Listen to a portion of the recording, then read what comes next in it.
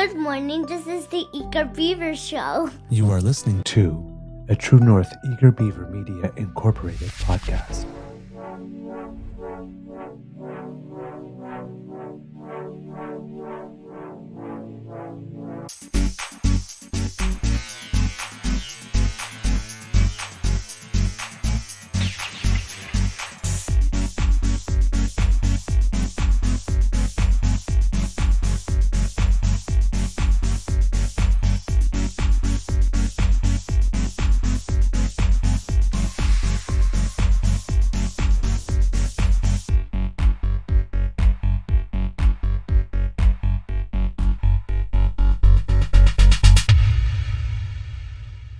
The True North Eager Beaver podcasts are proudly brought to you by our founding sponsors, the Misfit Mysteries from Corvid Moon Publishing, your source for science fiction, fantasy, and cozy mysteries featuring a broad diversity of characters, CanadianTarot.com, your uniquely Canadian online eclectic tarot community, and the Peppermaster, hot pepper sauces made from farm-fresh ingredients to thrill your taste buds and expand your mind.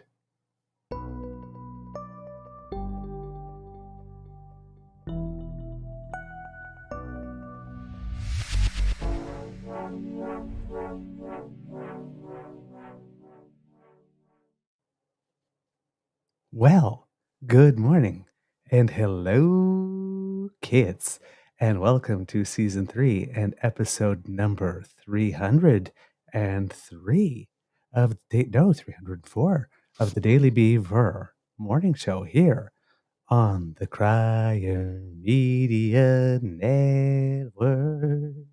Yeah. Today, recording day is Friday. Thank God I'm Friday. January 26th, 2024, and it is a bit of a drizzly day here at the Beaver Lodge. Temperatures are already above zero, but some freezing rain falling. I can hear it outside my window. Today we have a treat for you. We have very, very, very special interview. Very special interview. Well, actually more of a conversation because we don't do traditional interviews. No, we like to have a chat over a cup of coffee on a Friday morning. Exactly. I'm your host, the Eager Beaver, pronouns he, him, hey, Mr. Beaver A, and as you can hear, with me is my dear friend, Mr. Grizzly. A big thank you goes to our podcast founding sponsors, the Peppermaster, the Misfit Mysteries from Corvid Moon Publishing, and CanadianTarot.com. Before we do anything else, Mr. Grizzly, how's your mental health today? You know, sir, I woke up at 5, like I normally do, and I was a little scronkly. I had tossed and turned throughout the night. I woke up at 2 a.m. with horrible heartburn. A bad decision to eat spicy quesadillas at 11 p.m. I had a craving. I was hungry. They were in the freezer. I'm like, I'm going to heat up one. I'll just slather it in sriracha. And yeah, that was a terrible idea. I'm having visions of Jamie Lee Curtis and True Lies. Make good choices. I did not make a good choice. And I'm going to regret it throughout the day. I guarantee you. My stomach is still kind of scronkly. So yeah, this could make for an interesting show this morning. But mental health wise, I'm feeling great. Like I said yesterday, that dark cloud of depression that has been hanging over my head for the last few weeks has been lifted. And I feel like myself again. As I said yesterday, despite having clinical depression and the medication I take helps me a great deal, there are times when the medication doesn't solve everything. And there are times when the depression kicks in. But what is different to me these days with the medication is that I still feel happy. I don't hate myself anymore. But I can go weeks with a little bit of self-loathing and a lot of feelings of emptiness and abandonment and despair. But not like they're not to the point where I can't leave my house. And those were, that's what it was like in the old days. I would take a sick day, and it was not because I was physically ill. It was because mentally I couldn't get out of bed. And Right. It's funny, we don't have sick leave for mental health. That's true. And, working in construction, there was no room for mental health issues back in my day. It's been 4 years since I've worked construction of any type, and I'm never going back to it because my body is broken as a result. But my spirit was broken as well. And now that my spirit is healed and that my mind is doing much better, thanks to medication, meditation, and efforts to be healthy, and having a wonderful partner who has, just gone above and beyond to accommodate me when I'm going through a difficult period. Bridget, you have no idea how much I love you, babe. But sorry, I get a little emotional there. Let's move on. I don't All want to right. start crying first thing in the morning. It's Friday. I'm happy. We have a wonderful guest. I can't wait to meet him. Yes, I'm doing really, really well. I'm like that kid at Disney. I set my alarm to ring at a certain time, and I woke up half an hour before it was supposed to ring because, and even though, even though I prepared and planned everything, kids, Yeah. I sent everybody the links for everything last night before going to bed. For some reason, tech still hates me. So it kept Yes. on sending our guest and everyone involved the link to our YouTube So you could watch. restream rather than the stream for him to participate in the interview. So had a little bit of panic about 5 minutes before going on air, but everything's smooth and settled now. So let's hey, let's introduce our guest. Our guest was born in Maniwaki, is a member of the Algonquin community, and I hope I pronounced this right, of Kitigan Zibi. He was the national chief of the Congress of Aboriginal Peoples from February 2006 to January 2009. He was named to the Senate in December 2008 by Prime Minister Stephen Harper, currently sits as an independent Algonquin senator, and he was the third youngest senator ever appointed and is currently the youngest sitting senator. He supported efforts to hold an inquiry into missing and murdered Indigenous women and girls in 2012. He actually performed an original song dedicated to these women and girls called Please Come Back to Me live on CTV's Power Play. A very vigorous advocate of accountability, responsibility, and transparency regarding Indigenous affairs. He's a vocal proponent for replacement of the Indian Act with more progressive legislation that aims to reconstitute true historical First Nations, including jurisdiction over their own affairs. He has served in the Canadian Armed Forces, the Naval Reserve, HMSC Carleton, and has a second-degree black belt in karate, and holds a diploma in social sciences from Heritage College, and has also studied civil law at the University of Ottawa. And of course, as many of you know, if you've already figured out who it is, participated in a famous boxing match with the current Prime Minister before he was Prime Minister. And that match raised more than $250,000 for cancer research, Which is awesome. which is very, very awesome. Kits and Cubs, please put your paws up and give a big round of applause for Senator, the Honourable Patrick Brazeau. There we go. Good morning and welcome to the Beaver Lodge, sir. How are you? Well, good morning to both of you, and thank you very much for that warm and kind introduction. Oh, we are so happy to have you. Before we get started on anything, though, when we have our guests, because I always ask Mr. Grizzly, how's your mental health doing today? How is your mental health doing today, sir? Well, thank you for asking. Today I'm doing very well. It's not, unfortunately, it's not like that each and every day. And those who do suffer from mental health issues know that one, it's not always easy to live with whatever we're living with. And two, it's hard to explain to people who really don't understand or may not want to understand. But that being said, mental health advocates, we need to continue to push the boundaries as much as we can, so that more and more people understand what some of us go through on a daily basis at times. But like I said, today's a good day, and it's a wonderful start to this Friday morning. Ah, It's I'm great very news. glad to hear that. We Ça like fait to très hear that. plaisir de l'entendre. Well, and as you say, it's trying to describe to somebody who doesn't have a mental health issue what it's like to have one.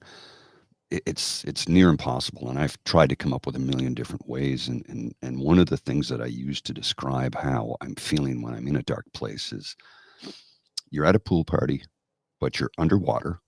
You're in the shallow end.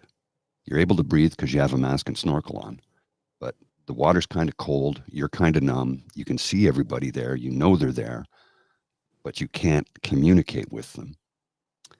You can't talk to anybody. And you're just confused and literally underwater. And that's one of the ways I've tried to describe what it feels like to be in that state of mind. And I don't know how else to describe it other than that. It's, you're underwater in a pool. You're able to breathe. You can see everybody's there. You know you're there, but you're numb. You can't communicate. You can't feel anything, and you just want to get out of the water, but you can't. And I think that's probably the most accurate way I can describe what it's like to be in that situation. Mhm.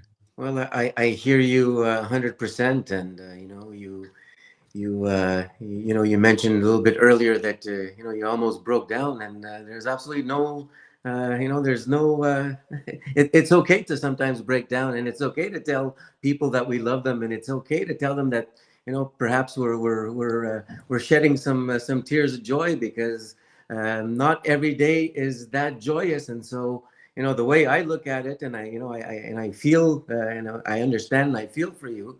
But when I talk to people, I just tell them two words: trust me, trust what I'm saying. And more often than none, there's listening ears to for me. And so I'm lucky in that respect. But kudos for you, because Thank you. as men, many of us were taught to be tough and to be strong as young boys and young men. But men cry, and men go through a lot of pardon the language, but you go through a lot of shit, each and Oh, every yeah. day, and Yeah. it's not always easy. And it's not always easy for men to speak out and to be open about, especially mental health issues. But that's why we have to continue. That's why we have to try and break the stigma as much as we can, because it's important. It is. It I is. absolutely agree. I absolutely agree. And I'm glad that you mentioned that, particularly with regard to men, because you know these boxes that we're forced into, Hmm. that you have to behave like this way, and particularly for men, when people come back and I think one of the toughest things that someone can tell you when you're going through a rough spot is to man up at Yes. that point, or to actually go ahead and attack one's masculinity simply because they're having a moment. I Some people, I guess, call it weakness, but it's like more of a vulnerable moment, or an honest moment, even like this. I'm actually showing you what I'm really going through, and some people are not ready to receive that, or don't know what to do in the face of it That's as well, which is that's a often valid point. the situation. I find oftentimes too, especially I'm 55, and I understand, Senator, you'll be 50 this year, correct? I'll be 50 in later in November. Yes. Welcome to the club. Yep. In our age group, Generation X, in our age group, it's like you said, we were taught to be tough and strong, and even though my parents were very forward thinking, it's okay for boys to cry, it's okay for boys to feel, you should feel. Society did not reflect that. So, we were sort of pigeonholed into behaving in a certain way at all times and not showing our vulnerable side, not showing our weakness. We were allowed to have really two emotions, joy and anger. And times have changed. And I find Gen Z the ones who are really helping me to excuse me, adjust and learn how to be expressive in what I'm feeling when I'm feeling it. Because, I've worked with young people in their early 20s who are very forthright with, look, I'm having a really bad day. My mental health is not, and I'm like, the first time somebody said that to me, I was kind of, oh my goodness, I can't believe you just said that. But then I realized how healthy it is to say something like that, to share that with somebody that you're going through something. Because what did I do for decades? I hid it. I hid it. I put a mask on every day. And there are years of my life that were not good. I can't change the past, so I'm not going to lament over it. I can just look forward to a bright future. And every day is a gift. That's why they call it the present. That's an Audrey Hepburn statement, not mine. Yep, I have to agree. Senator, there's a lot of things that I'd like to discuss, or we'd like to discuss today. Hopefully, that we'll have time to get through them all because I'm pretty sure I have enough questions and material for 4 or 5 hours, really, if I wanted to. Um, but I think I'd like to start with some basics because one of the things that we like to do on the show, as well as make sure that we're talking about mental health, is provide some political literacy. And a lot of people don't understand really or don't have an appreciation for the Senate itself. And I was wondering if you could explain to our listeners and to our viewers what is the work of of a senator and why is it that the Senate matters? Well, essentially, senators have the same, I guess, rights as elected members of parliament have, except that the Senate cannot introduce bills that would incur huge amounts of money. And so, we can introduce pieces of legislation like the government or other members of parliament can. And our main job, there'll be differing opinions on this, but the main job of the senator is and the Senate as a whole is to have a second look at what piece of legislation that the government of the day has introduced, to have a second look, what they call the sober second thought, to perhaps propose amendments to improve the bill, and propose some amendments going forward. And so, the job of the Senate is very important when, because it does have a second look at piece of legislation, because let's face it, members of parliament, their number one job is to get reelected. Every members of parliament, regardless of political stripe or color, their number one job is to get reelected. And so sometimes, they may not be as forward thinking as senators who have a lot of experience, for example. And certainly I'm talking a lot about my colleagues because I'm still relatively young, even though today is my 15th year in the Senate. And so, having said that, time does fly by. But one thing that does not help the Senate is that because it is, because Canadians are relatively not well informed about the Senate, it has a bad reputation, and oftentimes, and when there's issues that happen within the Senate, then everybody calls for the abolishment of the Senate, and there's no need for the Senate, and a lot of people are just basically named there as political favors, and that for the most part has been true throughout history, but there has been some level of change in the past few years in terms of trying to name more independent senators. And so there's always, in my view, there will always be a role for the Senate of Canada, but there's always room for improvement. But like many institutions in Canada, change doesn't come by very fast or very quickly. It takes a lot of time. And so, people have been asking for the abolishment of the Senate since its creation. But I always view the Senate of Canada as being a more powerful institution than the Senate in the United States, for example, because they have an elected Senate. And so in terms of the members representing Americans in the House of Representatives or in the Senate, they're both elected bodies, whereas in Canada we have the elected House of Commons and we have the unelected Senate, and I think that brings a good balance to different pieces of legislation that has been introduced throughout the years.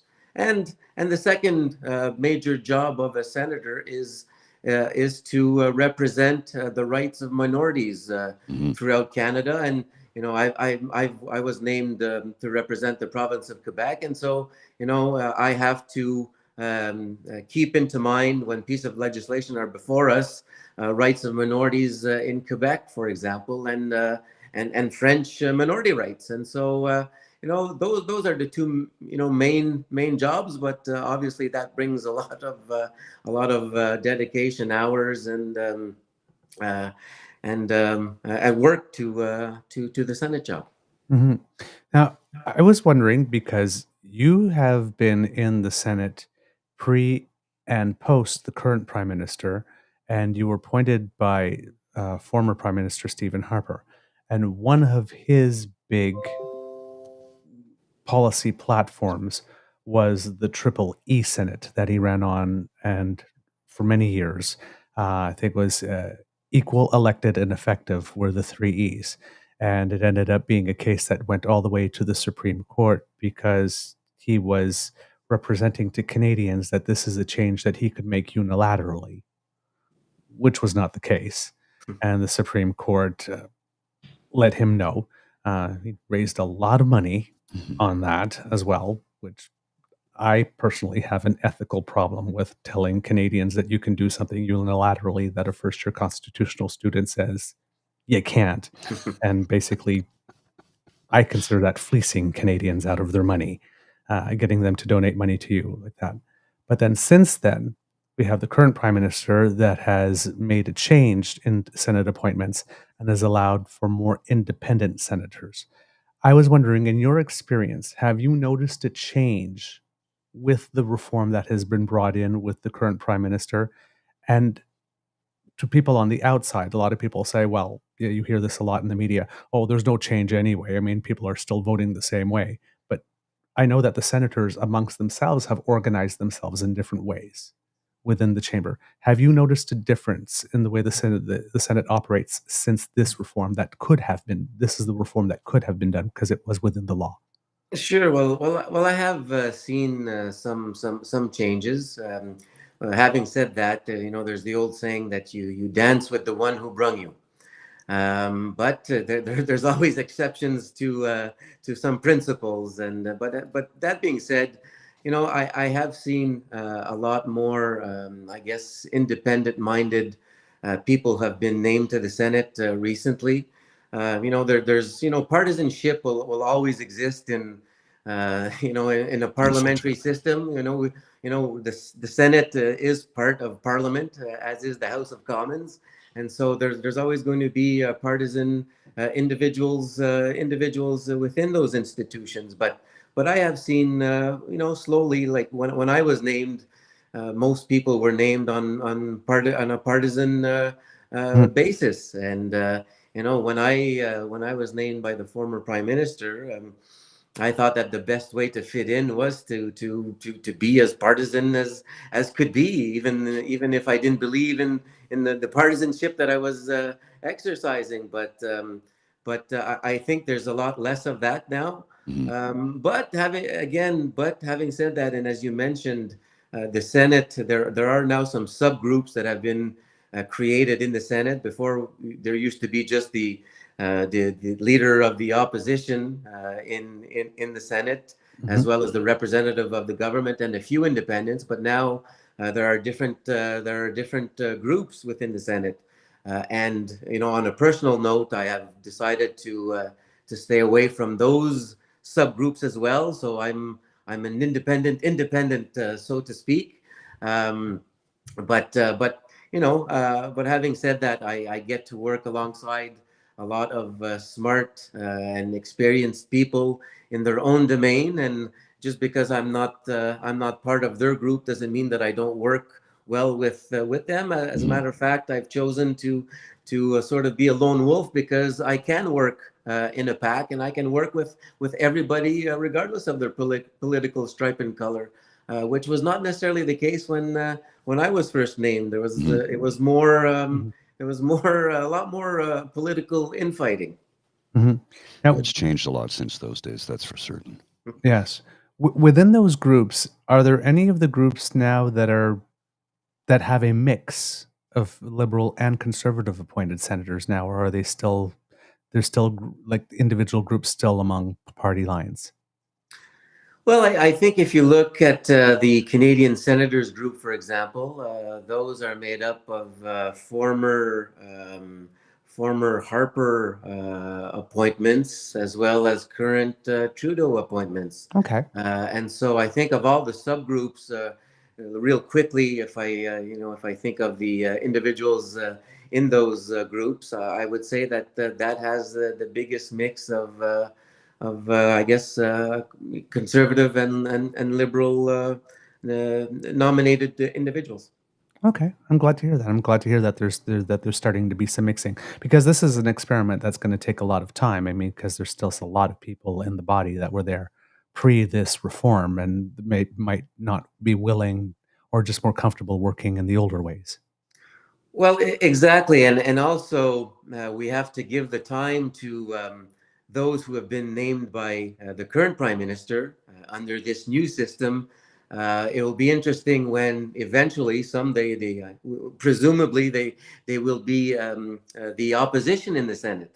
Whenever there'll be a change in government, and so that's when we're really going to see the partisanship and the individual partisanship and leanings of several people in the Senate, because their role will change significantly once they've been in opposition. And so because since 2015, many of these individuals have been as part of the more on part of the government side than the opposition side. And so but whenever that will happen, but eventually it will. So, if I were to ask you, if you had a magic wand, and you sort of like you ruled the Senate for a week, is there anything that you have in mind, a change that you would like to see that would make it more relevant or more effective?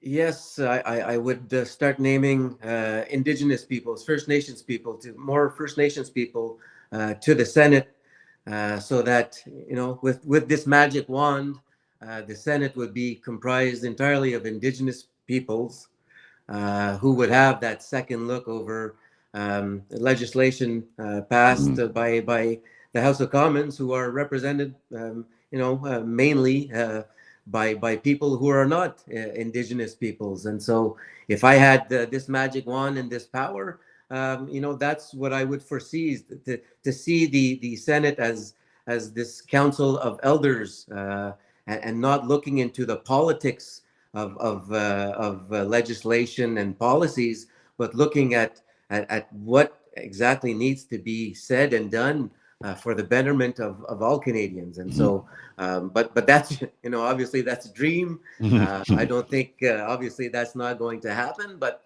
that being said, it doesn't mean that perhaps something similar could not be created in Canada that might mirror that there's such a notion, but obviously we're not there yet.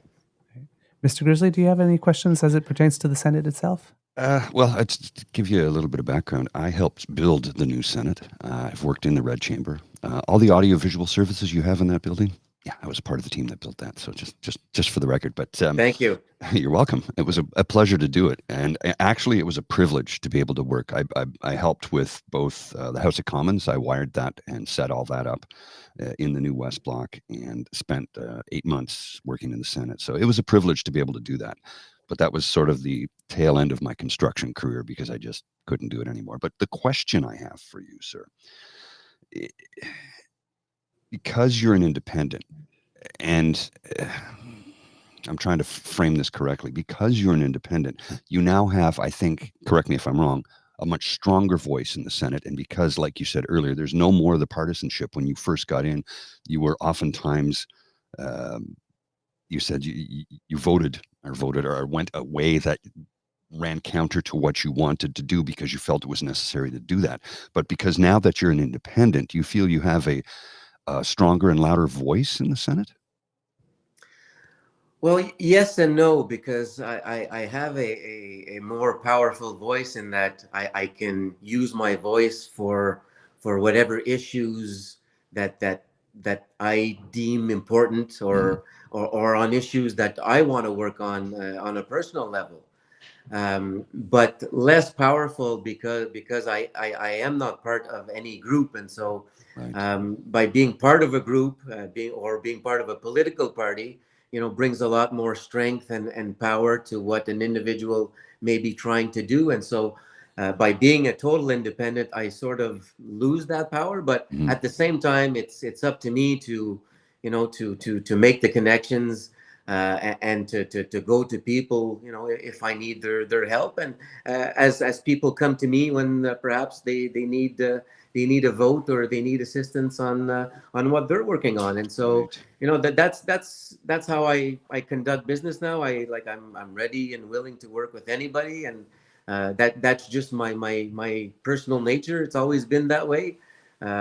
It was less so when I was a partisan about a decade ago, but Mhm. time has gone by, and I just prefer this role as being an independent, and not having the political pressures of people up above telling me Right. how I should vote and what I should be saying on television and or on interviews. I'm just trying to do my little quiet thing on issues that I believe are important to me, and not just important to me, but where I can lead assistance, and because it's important for other people. And Mhm. and that's how my voice, so to speak, is powerful, because I can use that voice on these issues of talking about mental health and Mhm. suicide prevention, and talking about my new bill that I introduced on alcohol labeling. Hmm. So yes, my voice could be powerful if I use it properly. But if I don't use it properly, then it will be shut out, and it will be shut out very quickly.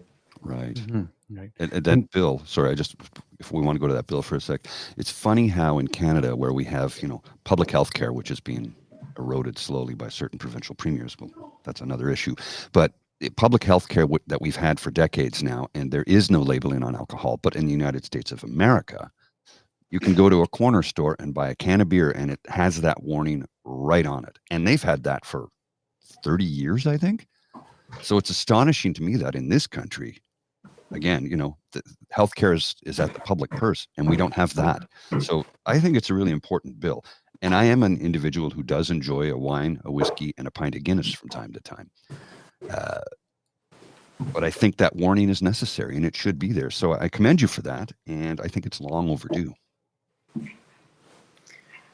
Well, thank you for mentioning that. Yes, so back in 2016, I was at the at the bottom of the barrel, so to speak, and I tried to commit suicide, and that was largely in part because of, well, in my case, and I'm talking on a personal level, Mhm.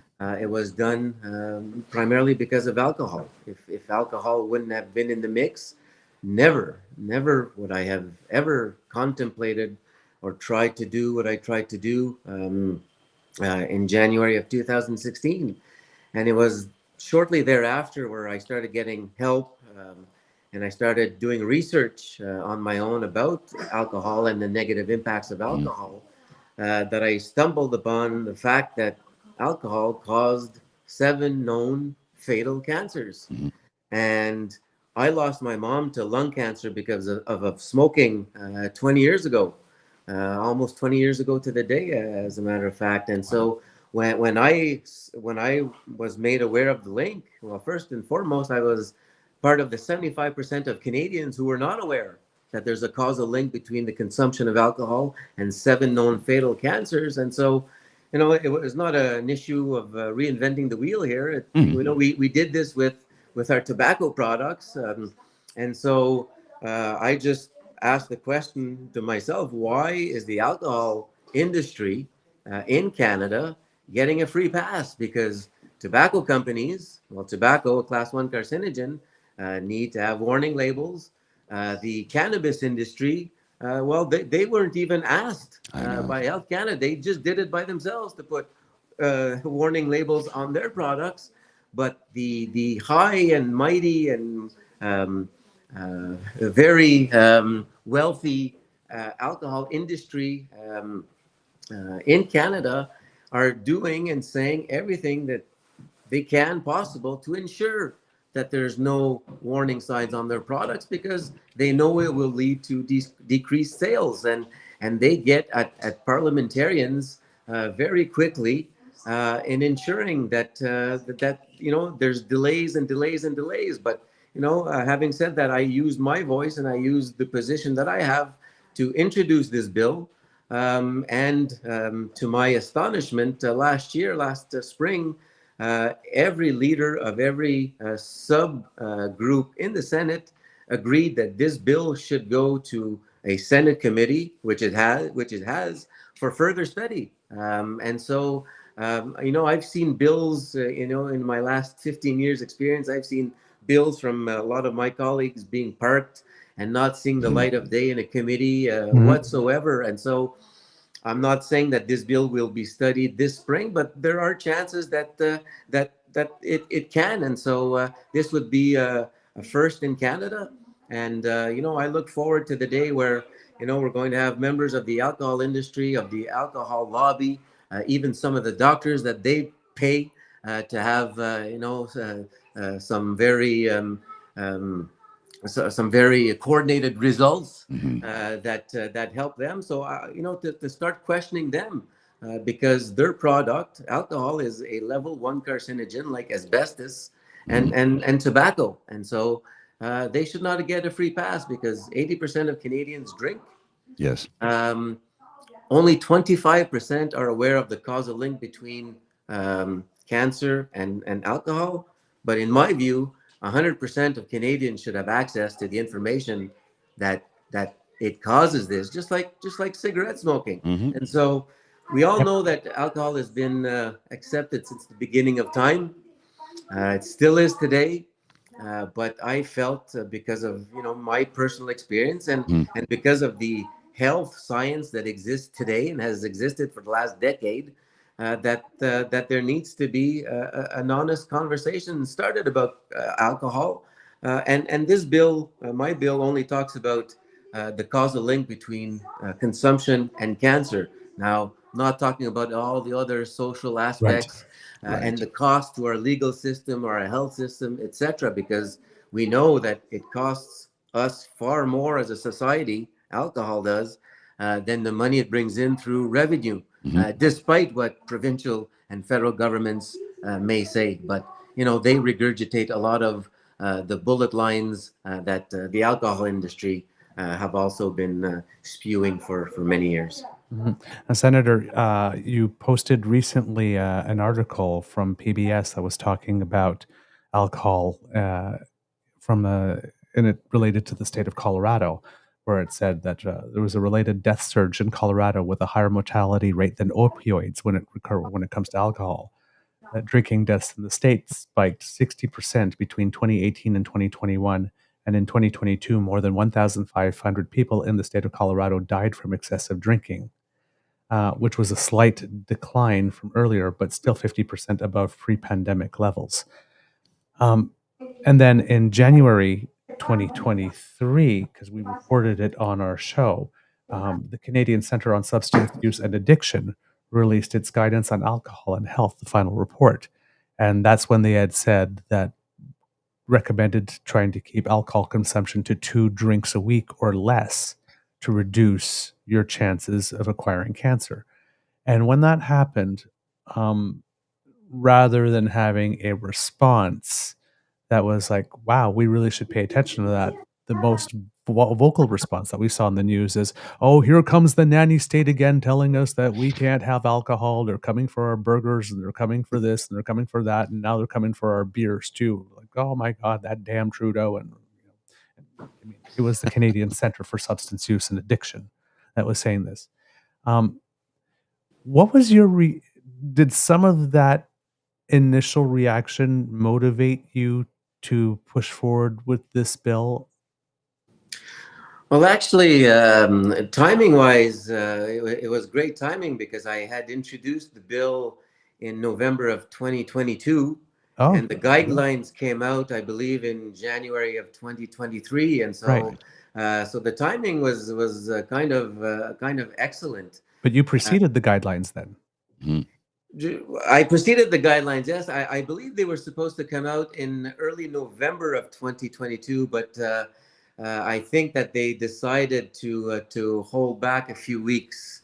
But all to say that the timing was great. The fact that I have about 5 or 6 colleagues who are senators and are also medical doctors has helped the conversation within the Senate, because let's face it, this is not an easy subject matter to deal with. It makes a lot of people uncomfortable, and this is not about the nanny state. This is nobody's coming to take any bottles away, any alcohol away. Nobody's telling people what they should be drinking or not drinking. I mean, I've been I'm going sobriety for 4 years, but I'm not telling everybody should be sober.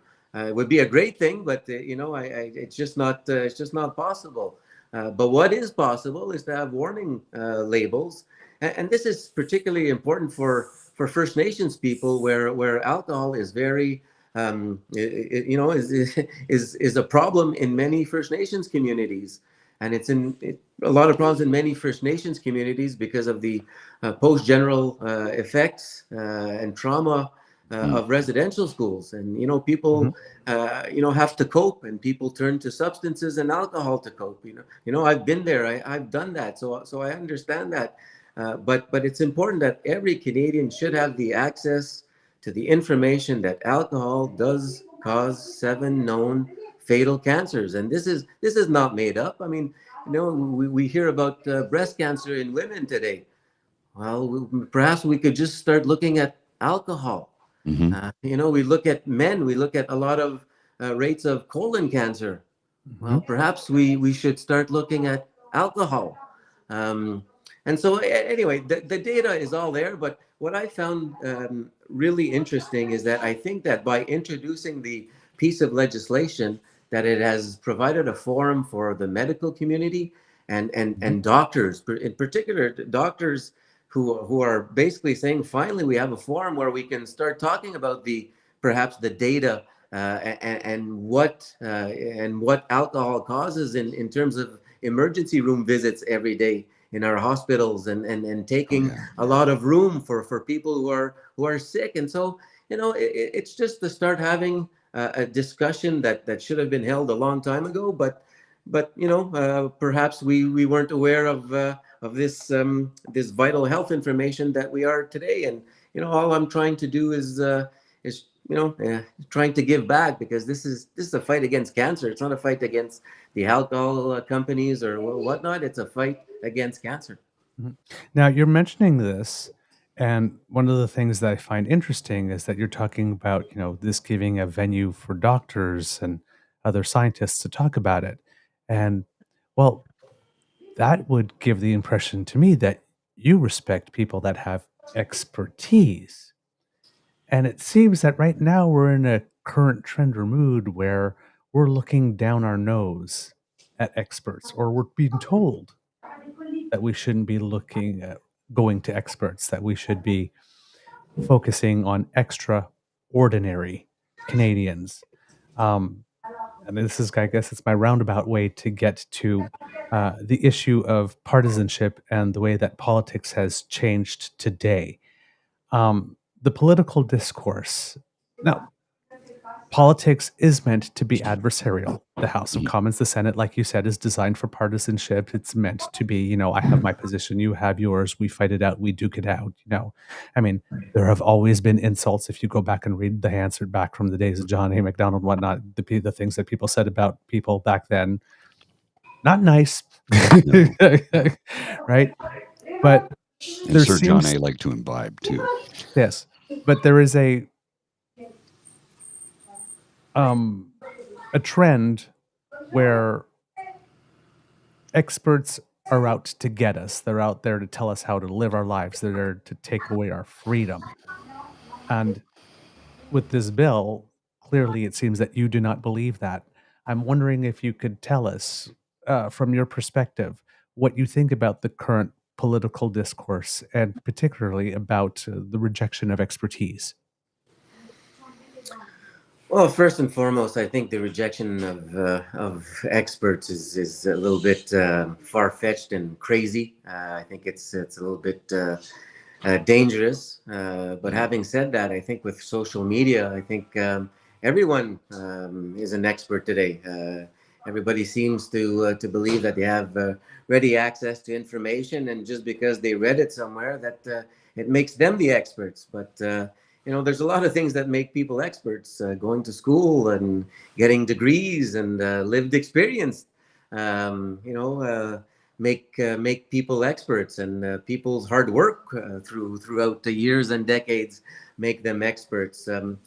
But I'm not going to talk too much about the politics today. I think I've recused myself from that, except to say, however, that in terms of an observation, I feel that uh, perhaps the traditional Liberal Party has gone a little bit more to the left, and the traditional Conservative Party has gone a little bit more to the right. Mhm.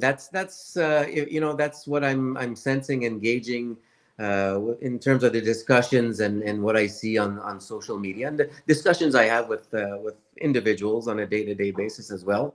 I don't know if that is good for the country or bad for the country. I know that it causes a lot more, obviously, it causes a lot more divisions. And when you cause divisions, there's a lot more anger. Mhm. And that's what I think we are seeing. And so, because, like you guys, I lived in a time where, perhaps a conservative voter would have voted liberal, and vice versa. Right? And I'm seeing a little bit less of that now, and perhaps the next election will be determining factor in seeing what I believe is needed, and I think that we need more of a centrist party. The Canadians are centrist for the most part, Mhm. centrist people, and Canadian history have shown us that that's how Canadians are by and large. But I think the next election will be certainly in Canada an election between the right and the left. Mhm. There's also a possibility that who knows, maybe the NDP and the Liberals will merge. There were talks about that 20 years ago, that never happened. And if you talk to the political insiders within those parties, they'll tell you absolutely that's not going to happen. But as I see the Conservative Party moving a little bit more to the right, and like I said, I've seen the Liberal Party move more to the left. Well, I don't think that it's inconceivable that this may happen before the next election, but it may not as well. And that's why I stay out of having political discussions, because anything could happen in politics, and Mhm. nobody wants to hear a senator's voice on partisan politics. But I'll keep it at that. I strongly feel that um, political parties are going more polar opposites, perhaps because they have seen that it works in the United States. Whether we like it or not, they have seen that it works, and some of this perhaps has come into Canada. But like I said, we'll see after the next federal election to see what the voter turnout will be, what the results will be, and I think at that time we will certainly see if there will be a need for a more centrist party at that time. But that's my my in my 15-year experience, that's what I'm seeing, and that's what I'm sensing today. Mhm.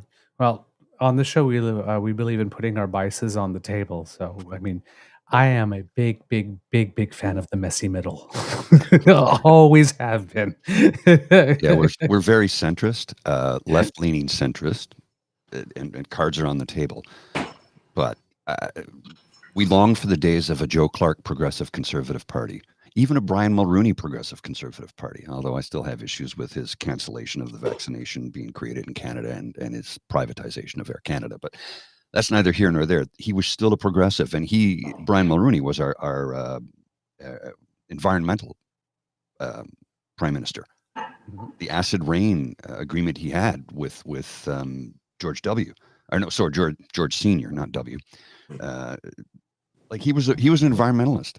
That's a progressive conservative. And now all of a sudden we've got conservatives that don't want anything to do with the environment. And I'm like, we only have one planet, guys. Can we get together on this? Can we be stewards of the land and make sure that there's a land for our children and our grandchildren and our great grandchildren? Because if we don't do something, there's not going to be a planet for us to live on.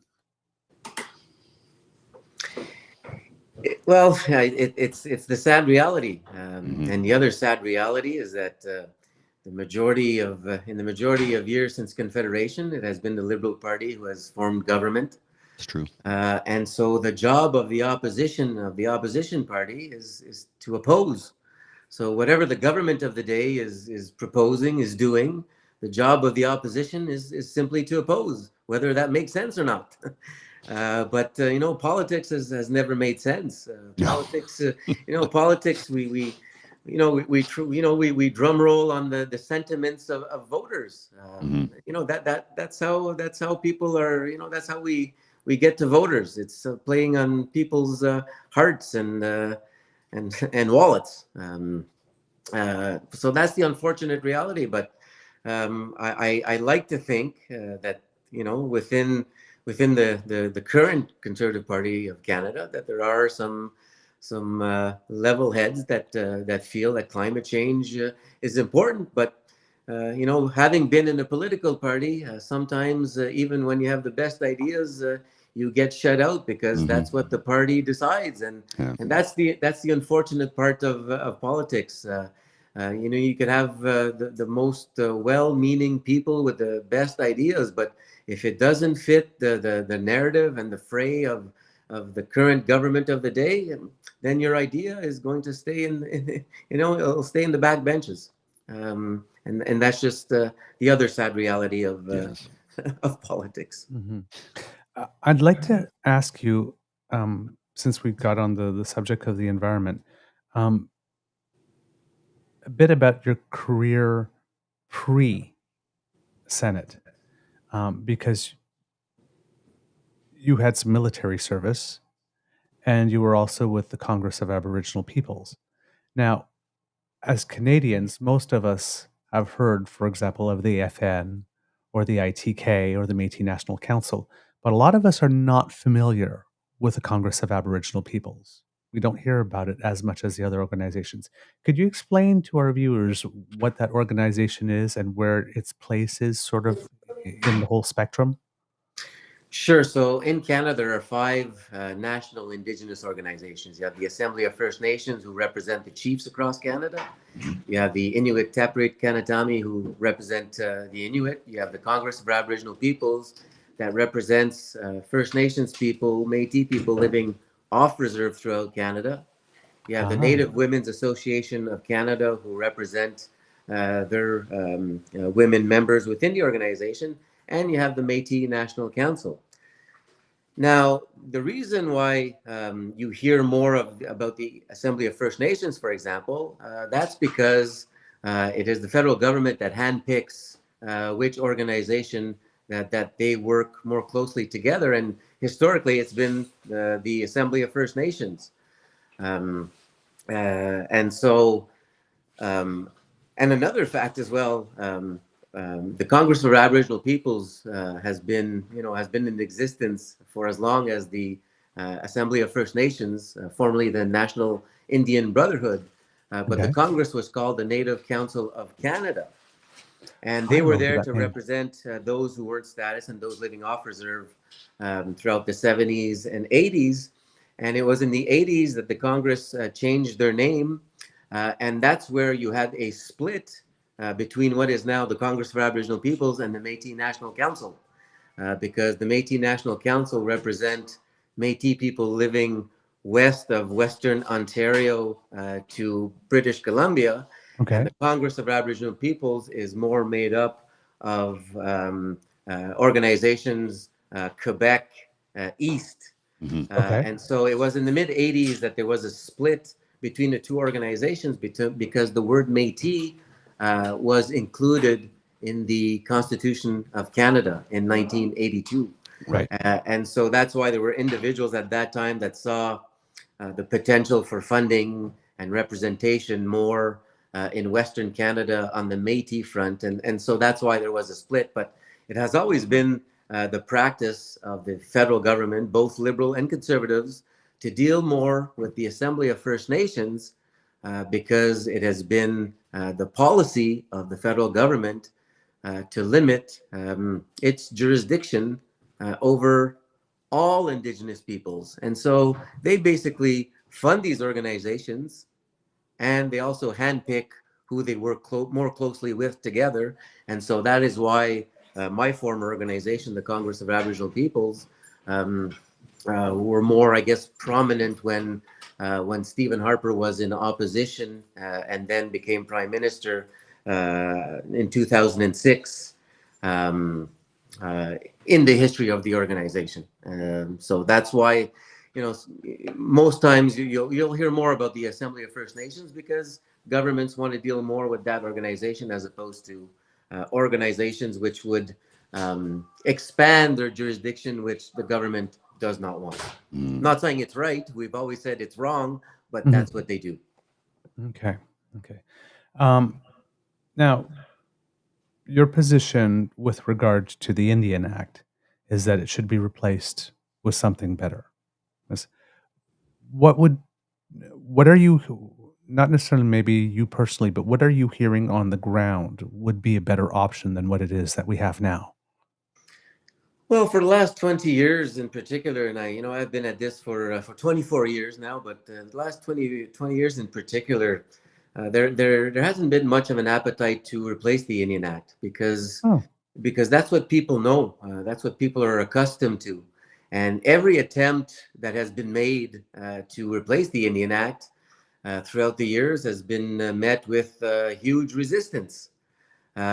Because a lot of what has been proposed in the past was not something to build upon the Indian Act. It was something to replace it completely, and was a dissolution of rights and responsibilities on the behalf of First Nations. And so what I've always said, and this came out of the Royal Commission on Aboriginal Peoples back in 1996, I believe, but we have to reconstitute our true historical First Nations. And what I mean by that is that, for example, in Quebec, there are 9 Algonquin communities.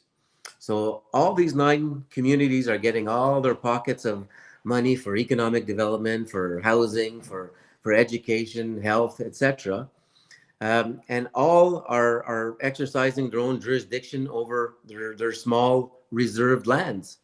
And what RCAP, the Royal Commission, had proposed, and what I've always supported is, well, why don't we reestablish the Algonquin Nation as one and have the Algonquin Nation decide on behalf of the Algonquin people in those 9 different communities, whatever jurisdiction that they have over their own affairs? Why should the provincial governments and federal governments still have jurisdiction over the affairs that touch First Nations people in their lands? And the answer to that is that it's still in the Constitution under Section 9124 that gives exclusive jurisdiction to the federal government to pass laws for Indians and lands reserved for Indians. And so they have the exclusive jurisdiction, and they have no appetite to offload this jurisdiction to First Nations people. They have never suggested it. And so, and the question has always been, well, why not? Well, I think as an Indigenous person who has been in both mainstream and Indigenous politics for the last 24 years, having both Liberal and Conservative governments, that it's the policy of the federal government to maintain its control over us. Yeah. It's that simple. We may not like to hear it, we may not like to say it, but it's a fact. It's an unwritten fact, or else they would be devolving, they would be giving away this jurisdiction to First Nations people to make decisions and laws on behalf of their own people. But again, we're not there yet, and it's just mind-boggling that we still have this Indian Act, because the Indian Act, which is a law in Canada, is the most racist piece of Agreed. legislation in the Agreed. world. Agreed.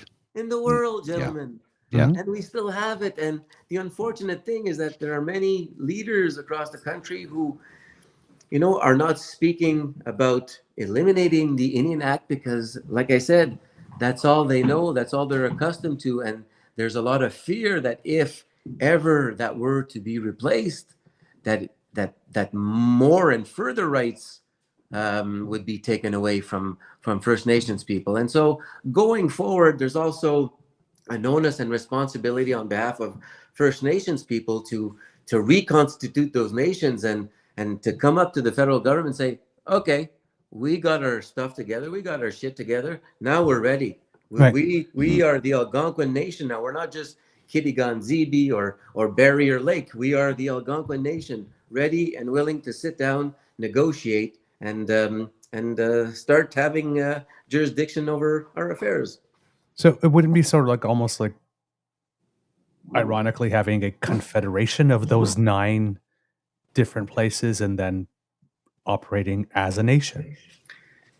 Well, just like it was before the arrival of Europeans and the imposition of the Indian Act and the Canadian Constitution. I mean, that's how nations practiced, their everyday lives, exercise their jurisdiction over their own, and so it's coming back to old ways, but it's coming back to old ways in a contemporary, modern way where people like I don't want to use the word municipalities because it scares people, but there's nothing wrong with using that word in my view, because your municipalities exercise jurisdiction over their own fields of jurisdiction, and then so there's nothing wrong with that.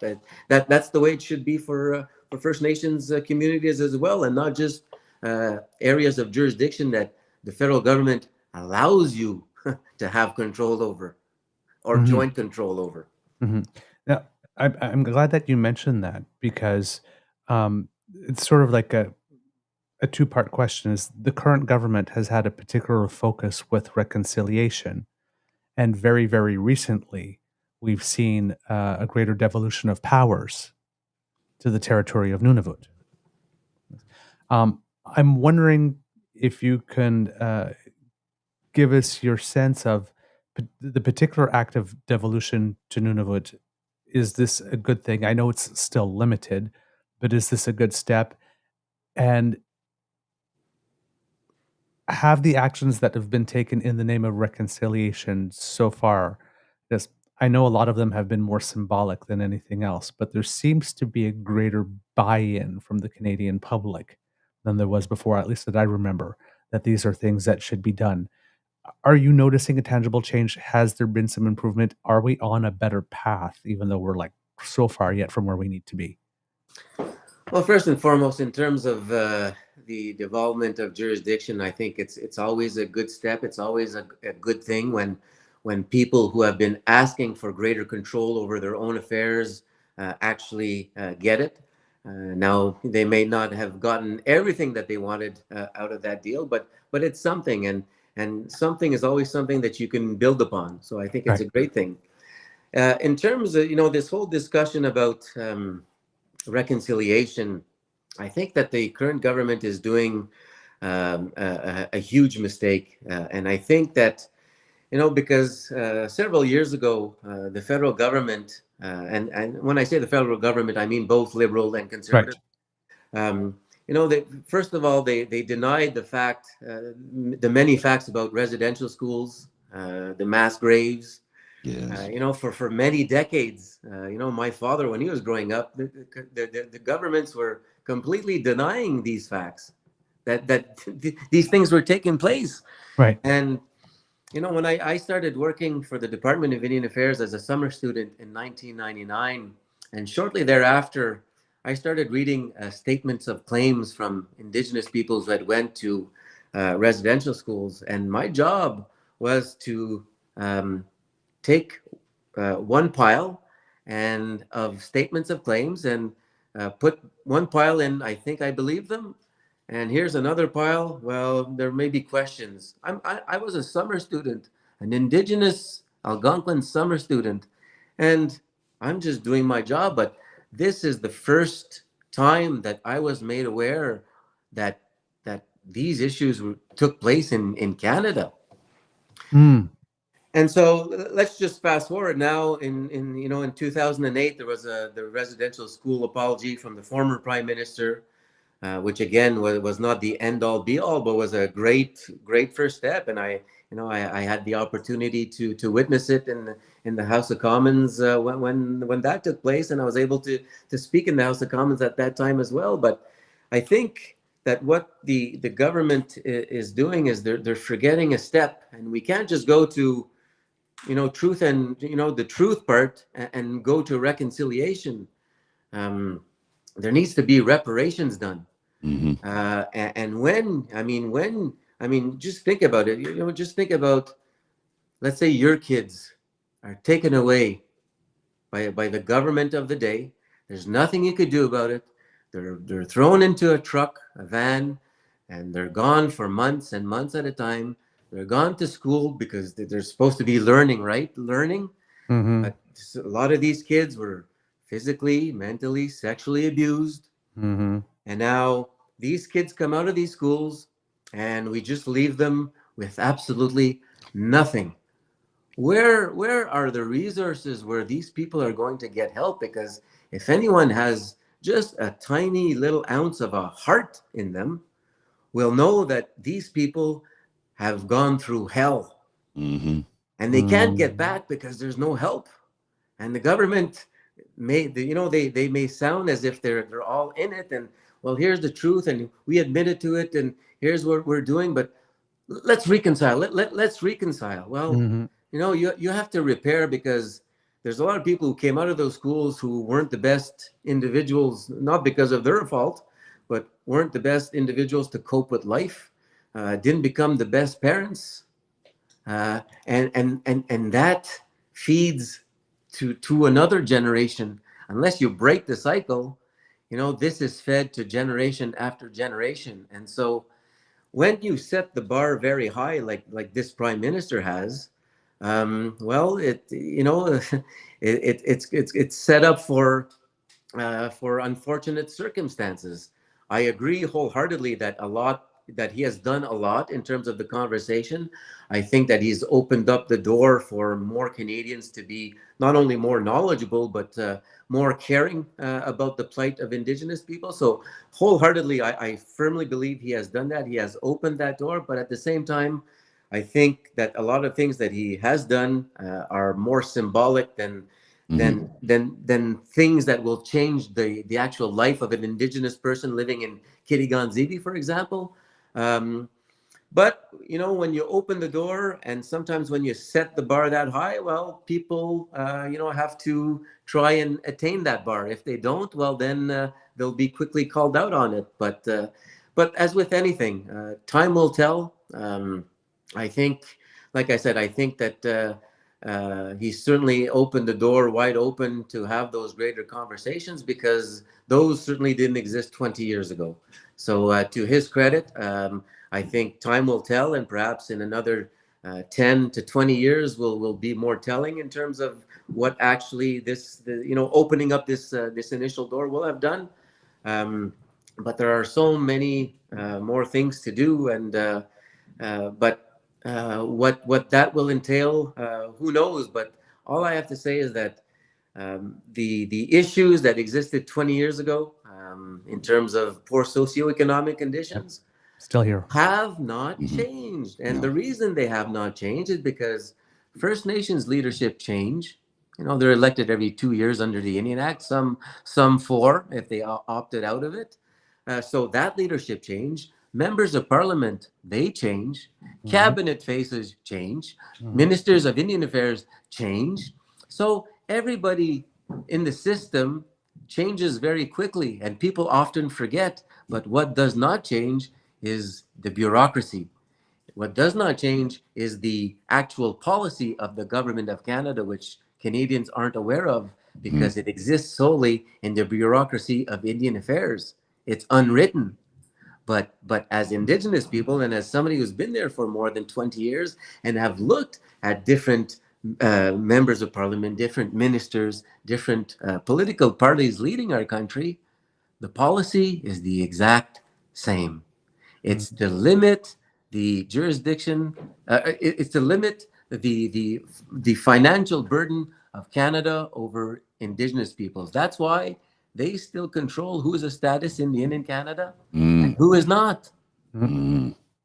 And I've said this time and again, but it's easier and it's faster to get a passport in Canada. You could get one in 48 hours. But to get a status card, it takes between 6 months and 2 years. And lo and behold, my two children, I have 6 children, but my two youngest, 8 and 5, they've been waiting 3 years for their status card. Oh, come on.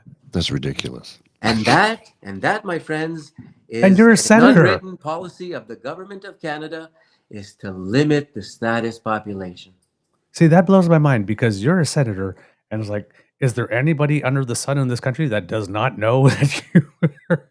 Yeah. I mean, this one should be a no-brainer. You would be surprised that and perhaps it's because I've been in both mainstream and Indigenous politics for 24 years, but you would be surprised that at I guess the lack of knowledge about issues pertaining to Indian affairs.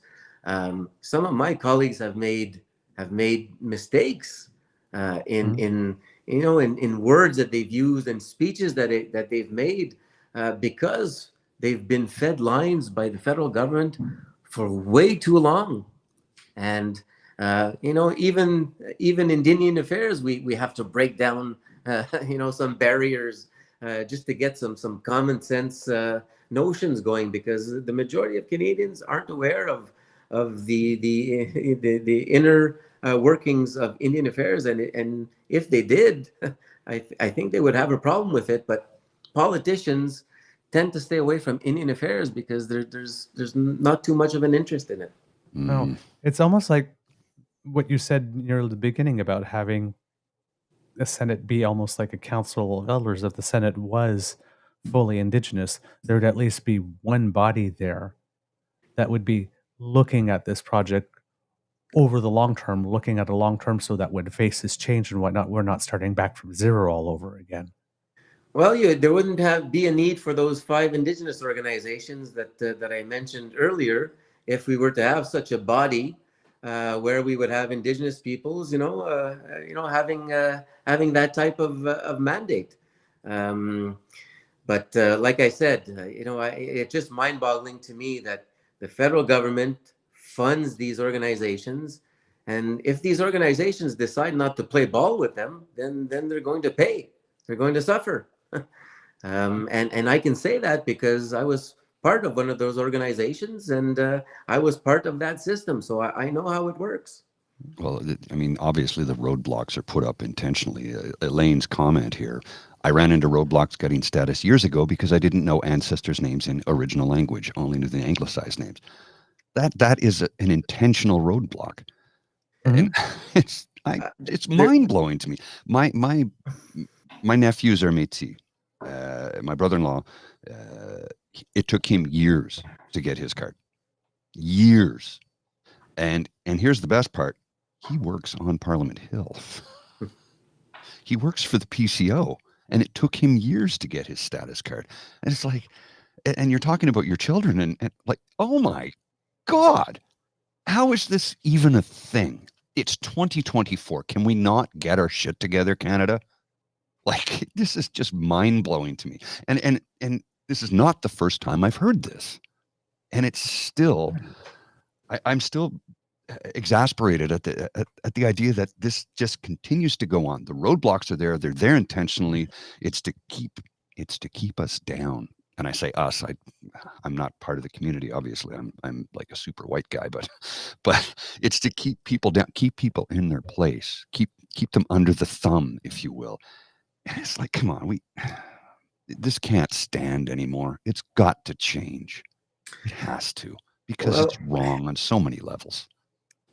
Well, it is wrong on so many levels, but like I said, the more things change, the more they stay the same, because it's been 20 years and I still see the same problems. And It's not difficult for me to even go back 40 years. It's the same issue. 60 years, it was the same issue. And this issue will remain for as long as Canadians are kept in the dark about it.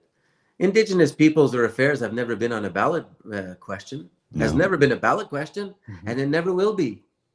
And and it's going to take that type of level of commitment and advocacy on behalf of Indigenous peoples to to force the hand of whoever the government will be in the future, because it's just nonsensical that it's still a government that decides who's Indian and who's not in this country. and they fund the organizations that they fund the organizations. And so what happens if the organization completely does not support whatever the government is trying to do? Then do they get their funding withheld? Well, yes, they do. It has happened.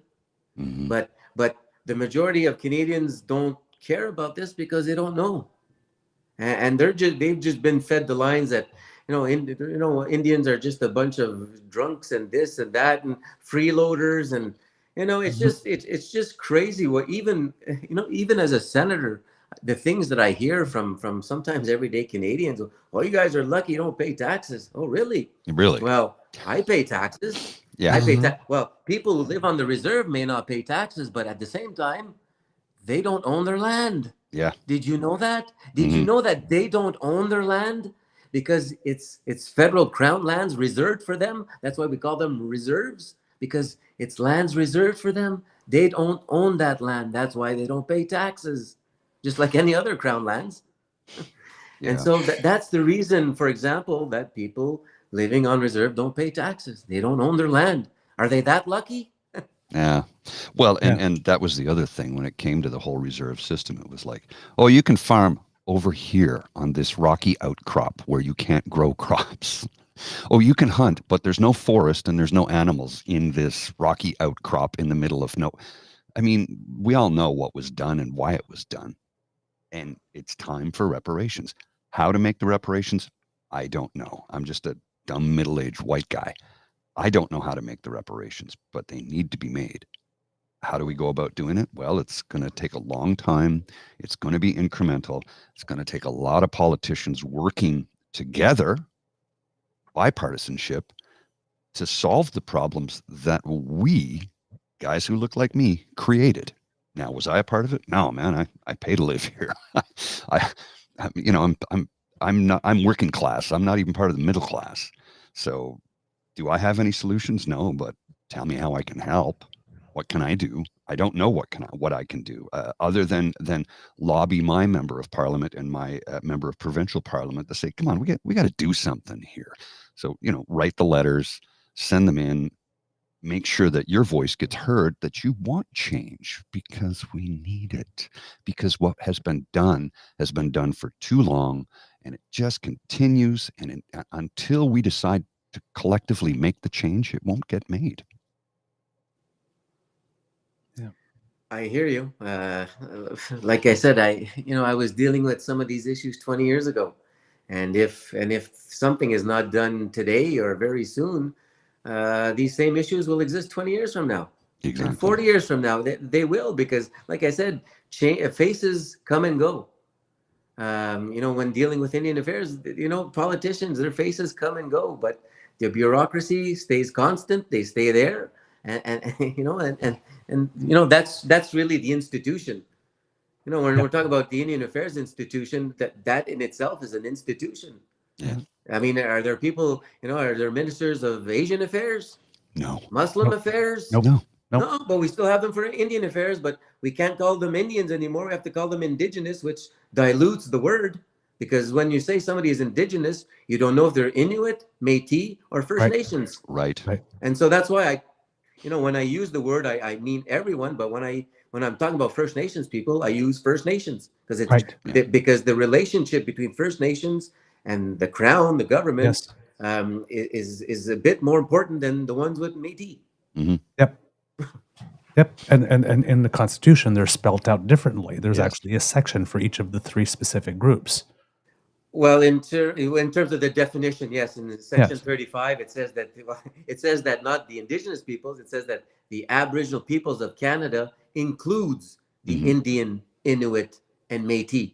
Mm. And the mistake that many Canadians make is that, oh, well, the definition says Indian, Inuit, and Métis, so it's the Assembly of First Nations, the Inuit, and the Métis and the MNC Yeah. that represents those people. But that's historically not true either. Right. There are 5 organizations that are funded by the federal government and recognized by the federal government, but unfortunately, it's the same government who picks and chooses which Indians they're going to work with.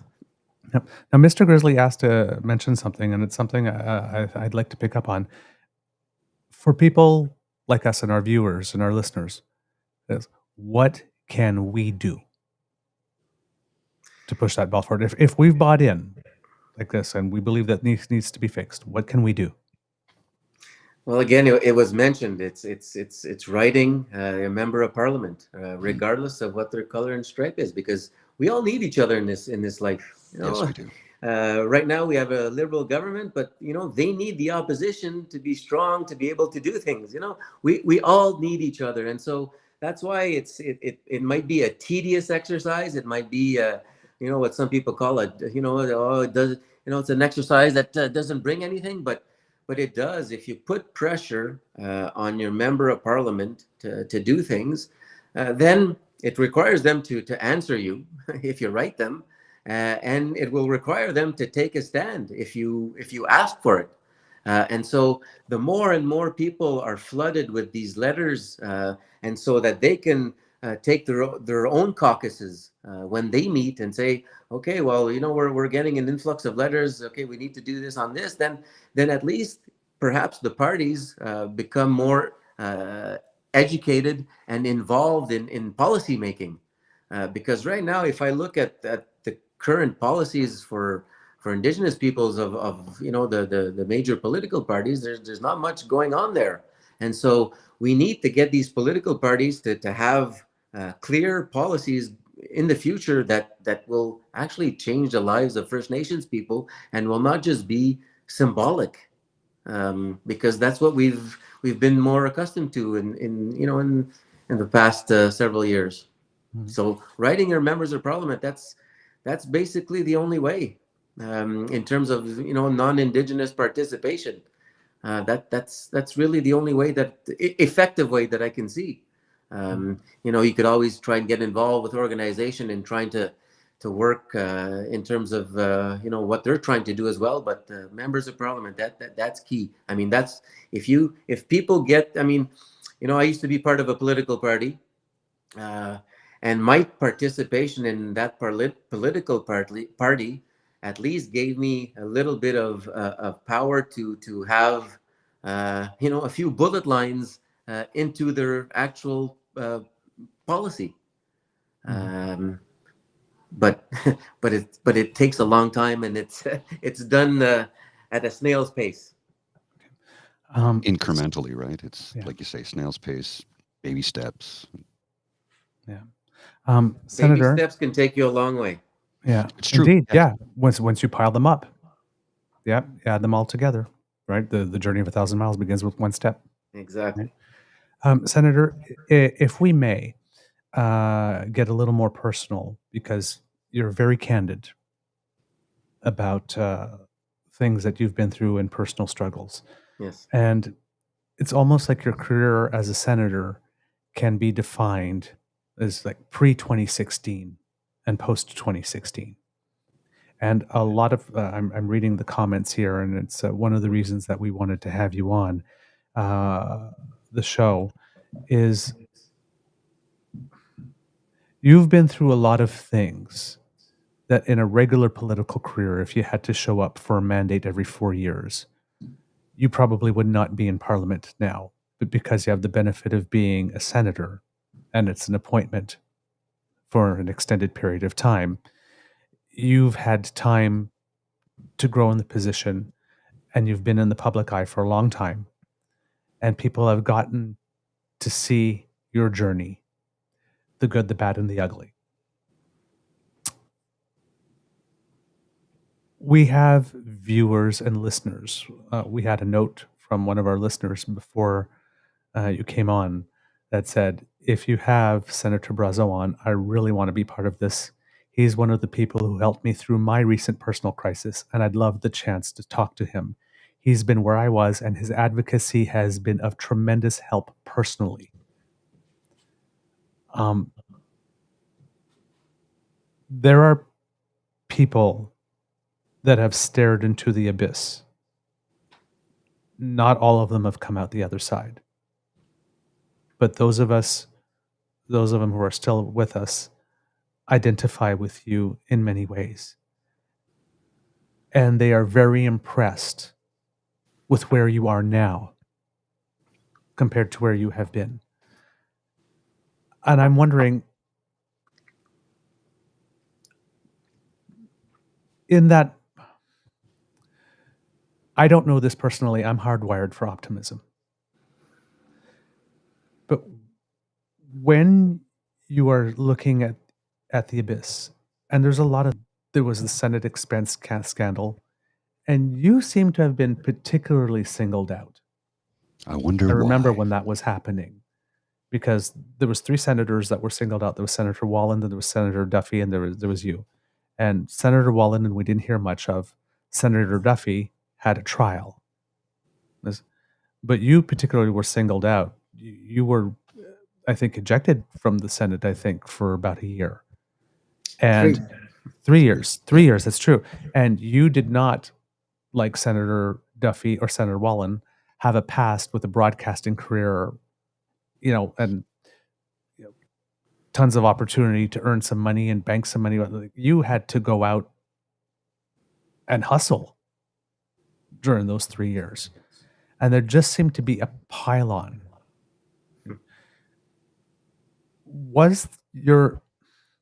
Looking back now, because do you think that your experience being in the Senate at that time was contributed more to pushing you towards that brink than it would have had you not been a senator? Well, thank you for the question, and that's a complicated question. It's actually hard to answer. I'm not sure. All I can say is that I don't regret anything whatsoever. There's my dog. Sorry about that. That's Hey, okay. puppy. We love dogs. Yeah, so I don't regret anything about what happened, because it led me to being where I am today. And obviously I'm in a much better spot. But having said that, I certainly learned a lot from what took place, what happened to me. I don't come from a very rich background, very rich family. I come from Maniwaki, Quebec. My parents were just hard workers, but we certainly don't come from a family with a lot of money, and we had to work for what we had, and the same holds true for me today. I mean, I thank and I count my lucky stars each and every morning, even though it's not may not be a joyous morning, but every morning is more joyous than some of the ones that I saw at some point in my life. But I just took everything that happened to me in a negative light. Going through the justice system, the whole 9 yards. I mean, it wasn't necessarily easy. I made some bad personal decisions as well, which I owned up to. I took responsibility for, and Yes. and I still am. And respect for that. But I would be lying if I regretted anything that I ever did, because, like I said, if I had not went through some of the things that I did go through, I might not be the person that I am today. But having said that, it hurt that I got charged by the Senate, because whether people like me or don't like me, irregardless. But I think people know that when fairness is exercised, and when it's not, it's not. And I took it very hard to be charged with what the Senate, what the Senate said that I did, because I did not do anything that they said. As a matter of fact, I asked permission to the Senate administration if I could do, if I could get reimbursed for my secondary housing, and they had told me yes, and for a year I was claiming secondary residence, which I was told I could do, and then all of a sudden, because of politics and partisan politics, well, I was essentially thrown under the bus, and but that being said. I count my lucky stars, because I've been at this long enough to know that there's a lot of people who've been thrown under a political bus and they have not made it back. Mm-hmm. And so you're quite right. If I would have been in an elected position, I probably wouldn't have that job anymore. So I do count my lucky stars. But that being said, I did pay a hefty price that no other people have to pay because of this public light. Mm-hmm. I was in the public light. My personal life was in the public light, and that's not always easy. And a lot of people say, well, yeah, that comes with the territory. Yeah, that comes with the territory. But I think in my case, limits were surpassed. I think that some reporters back in the day went above and beyond what they should have done. Even on a moral level. I mean, harassing, my 80-year-old dad at the time, or 75-year-old dad at the time, is not cool. Is not okay. Mm-hmm. But I wouldn't change anything because I'm in a much better place today. I'm trying to use my position the way I should have used it at the beginning. But that being said, I was named at a very young age. Some people ask me if I was named too young, and I always respond by saying, yeah, perhaps. Mm-hmm. But there's perhaps the other part which people don't know, and perhaps it was the Senate at the time that wasn't ready to receive me. And so there's two ways of looking at it, and so I've just taken all my personal experience, and I'm just trying to do the job as best as I can. I've been dealing with a lot of health issues since 2016, some pretty serious health issues. Mm-hmm. So when I'm feeling I'm up to par, I'm at work, but unfortunately I've missed a lot of time because of health issues. But today we're still good to go, and when we're good to go, we gotta try to make the best of it, and that's what I try to do on a daily basis. I can identify with what you're saying to a much lesser degree. Like I try and form my thoughts here. Everything I've done in my past brought me to where I am today, so I wouldn't change it, because I wouldn't be this person that sits here in front of you today. But I have an inkling of what it's like to be placed in the spotlight and have your whole life picked apart. A much smaller degree, of course, and it's not easy. I mean, I was getting death threats and people telling me they were going to bring harm to my person because I stood up for my friends and neighbors. It wasn't easy, but I don't regret it. I've had some people say, "You've made it your whole identity." No, I'm owning what I did. It's not my identity. I did it. I don't regret it. I have to move forward in my life. So I can really identify with what you're talking about. How, yes, I made a lot of mistakes along the way, but regrets? Not really. It made me who I am today. So, sir, I completely, and we've interacted on Twitter a couple of times, and you've always been so kind to me in your response, and each and every time it's like, this is a guy who has journeyed and gone through hell and back and come out the other side smiling and happy and looking forward to the next new day. And that gives hope to a lot of people. Somebody like me I've stared into the abyss. Not going to lie, I have. Thankfully, I didn't go that route, and I'm still here. But those dark thoughts, they never leave me. They never leave me. They're just random thoughts. You'll be sitting there watching a hockey game with my partner, and all of a sudden this thought just comes into my head from nowhere that says, go harm yourself. I don't act on them. And choosing not to act on them is just that. It's a choice. But I know what it's like to stare into the abyss. And I know how difficult it is to step back from the edge and change your life for the better. Me starting medication on the best possible time on earth, February 28th, 2020, just a month before the whole planet shut down, I was at my darkest period in my life. Every day was a struggle. Every single day. I did not want to live here. I didn't want to live anymore. Every day. And I looked 15 years older then than I do now because of the stress of the depression and the darkness and the cloud that hung over my head. And I spoke to a friend of mine who was a family physician, and she told me, no, I'm on this medication, and I think, without it, I don't know if I could cope right now. I think you should take it too.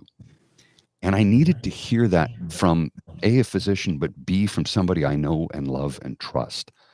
Because I had tried medication in the 90s and it made me suicidal. I didn't follow through on it, obviously, because I'm still here. But I was reluctant to go back to medication. And what she said to me was, if you take it and the side effects are too extreme, you simply wean yourself off of it and everything will go back to how it is right now. That was the moment where I said, that's it. The next day I called my doctor. I made an appointment. I went in to see him. He set me up with a script.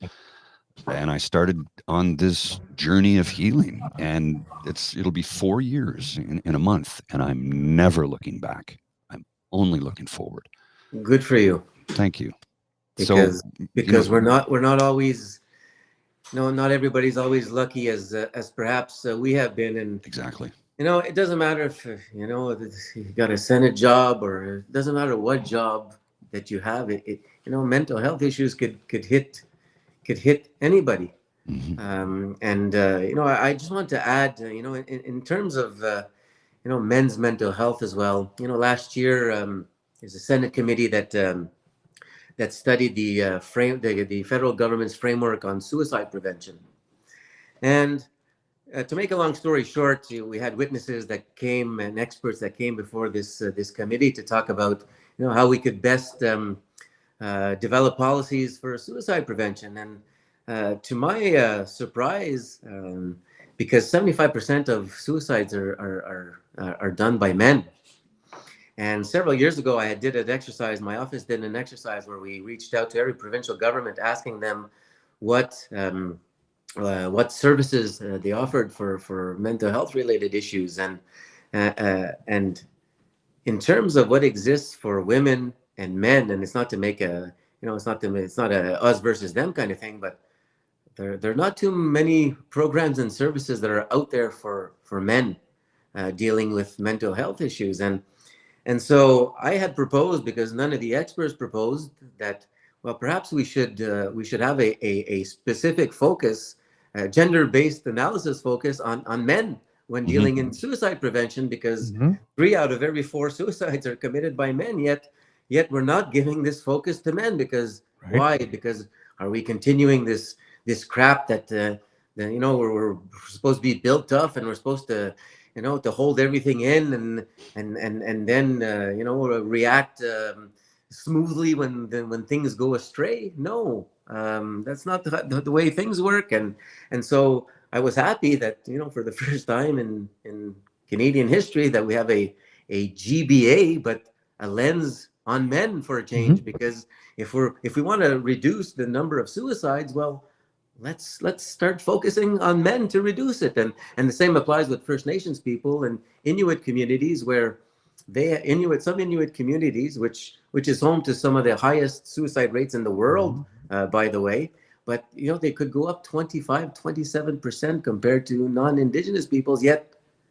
there are very few programs and assistance and help to help Inuit people in communities. And same with First Nations. And so if there's no help, how are people going to get out of these situations? And like I said, I was a lucky one. Because I think on a personal level, I was ready for the change. I wanted it. I didn't want to go back to the bottom of the barrel again. And that's why the biggest decision that I made in my life, speaking for myself personally, obviously, is I quit drinking. It was at the beginning of the pandemic. It was on March 27th, 2020. I saw myself like things that shut down. I'm like, oh, I'm going back to where I was once, and I don't want it anymore, and that's what did it for me. And I've never looked back since. But having said that, doesn't mean that I'm well every day. Doesn't mean that I'm happy every day. Doesn't mean that just because just because I quit drinking that life is that much better. Yes, it is, but there are still some problems, and it's not just it doesn't matter who you are, doesn't matter what your background is, doesn't matter color of your skin, doesn't matter how much money you have. Mental health issues can hit you at any time, and sometimes even when you're not seeing it coming. Yes. And if you don't see it coming, that's where it's too late. Mm-hmm. For many men, if they see it coming, they do something to change it sometimes. But like I said, this is why we have to speak out more and more. We have to break down those barriers, and the stigma will always exist as long as we let it, and we shouldn't. Do you know that amongst, sorry, just give me a second here, Mr. Beaver, amongst the highest rate of suicide related to a particular field of employment or field of work is in the construction and trades. The highest. And there's an initiative that started out in the UK by a gentleman. His first name is Fred. I can't remember his last name. He has a YouTube channel called the B1M, and it's about construction. And he started to talk to young men in the trades to get them to open up about what they're feeling. Because let's face it, most men have nobody to talk to when they're hurting. There was a TikTok series about a year or two ago where a young woman said, when you're feeling at your lowest point, who do you talk to? And the response was overwhelmingly nobody. Nobody. And these are young men on TikTok, not guys my age, guys in their 20s, early 30s. They have nowhere to go. They have no one to talk to. We got to change that.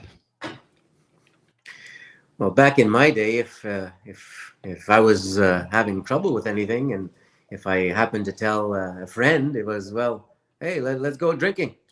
Yeah, We'll forget about it. Come on, let's go out drinking. And but neither of us knew that once I got back home and the fun was over, that then I became more depressive and I felt more badly about myself, and the situation had worsened.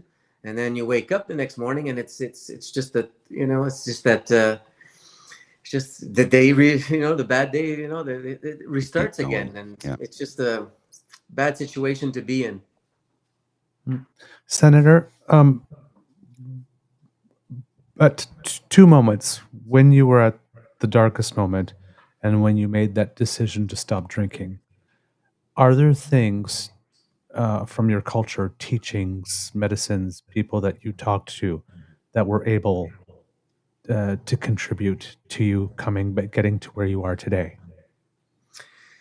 Yeah, so at the beginning of the pandemic, just for no other particular reason except for personal ones or spiritual ones, I started smudging at home, inside the home, outside the home. I just started every day, every morning, every afternoon, so twice a day, sunrise and sunset. I would smudge, and I had actually I mentioned that I quit drinking on the 27th of March earlier, but it was on the 29th of March, but I had started smudging on the 27th. So 2 days before I quit drinking, I started smudging, and I went to not far from my place. There's a river, and I just went there to smudge for the first time because I had scheduled the International Smudging Day because during the beginning of the pandemic, and So anyway, I went out there and I just, in my own little prayer, I just asked for help to quit drinking because I knew I needed help with something. I knew I wanted to change something. So I was willing to do something I had never tried. And that was to quit drinking. And, the initial plan wasn't to quit forever. It just started with a day. Mm-hmm. And then it went to 2 days and then, almost 4 years later. But it was in that spiritual moment, that initial smudging that I sort of cried out to my mom for help. Mm-hmm. And now, in retrospect, I got my calling 2 days after I asked for it. So I Wow. smudged on the 27th, and my first day of quitting to drink was on the 29th, and so each day made me feel a little bit stronger. Each day made me see my worth, and I hate to say this, but it's like you mentioned my career pre 2016, post 2016, but in my real life, I feel as if I'm living a second life, if that makes any sense. Perfect sense. I remember the person who was there back in 2010. I remember the person who boxed Justin Trudeau, and Mm-hmm. I remember what he did, what he said. I remember very well, but I'm just not that person today. Mm-hmm. And I'm the furthest thing from that person, even though we share a lot of similarities, if I can say that. I don't want to sound too weird, but No. No, but it makes sense. I'm just taking advantage of what I have in terms of the life before me. Whether I have a year left, 5 years, 10 years, 20 years, I don't know. Mhm. But I'm just trying to make the best of it, and I have the privilege to be in the position that I have for another 25 years, if I so choose to do that. But in the meantime, I mean, just going forward, all I'm trying to do is live a healthy life. And if I have a healthy life, then I can give back as much as I can in the position that I have, with the parameters and the with what I can. And because at the end of the day, it's for me, it's all about that. It's not about me anymore. It's about giving back and trying to do what I can for people.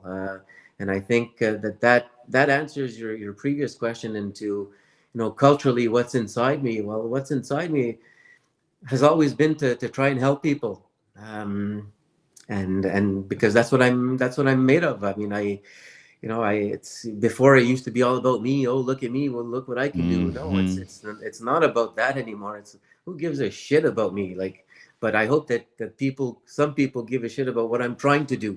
Mhm. With the cards that I have been dealt, and because I'm a good-hearted person. I'm a hard worker, and people who know me know that, and that's how I was. That's how I was before I got involved into partisan politics. Unfortunately, that took over a small period of my life. But because at the end of the day, like I said, we all need each other. You'll remember. You'll remember the occupation that took place in Ottawa, for example. A lot of people had bad things to say about that, and which I agree in many circumstances. But at the same time, those are the exact people. If Canada's at war, and we hope we're never at war, but those are the people we want on our front lines. So when I say we all need each other, we may not need each other today, but in the future we all need each other, and that's we have to try and see the best in people, as opposed to seeing where we differ so much. And Mhm. we started with this before at the beginning. I remember people who were conservative were able to vote liberal, and vice versa. And I'm seeing less of that now, and I'm seeing more discourse over what people don't agree on, as opposed to what they agree upon. And perhaps that's social media. Perhaps that's just me getting a little bit older, but I just we should focus on where we have commonalities. That's where we do a better job at building things than destroying them. Focusing on where we disagree, I mean, is a complete waste of time. Agreed. It's usually a complete waste of time in our personal life when we may be discussing with our significant other or whatever. I mean, it's a complete waste of time, and politics is no different. Why do we put so much emphasis on where we differ from people? I mean, that it doesn't mean very much. We're all Canadian, whether we like it or not. we're supposed to be all Canadian. We're supposed to be all trying to build a stronger Canada for all of us.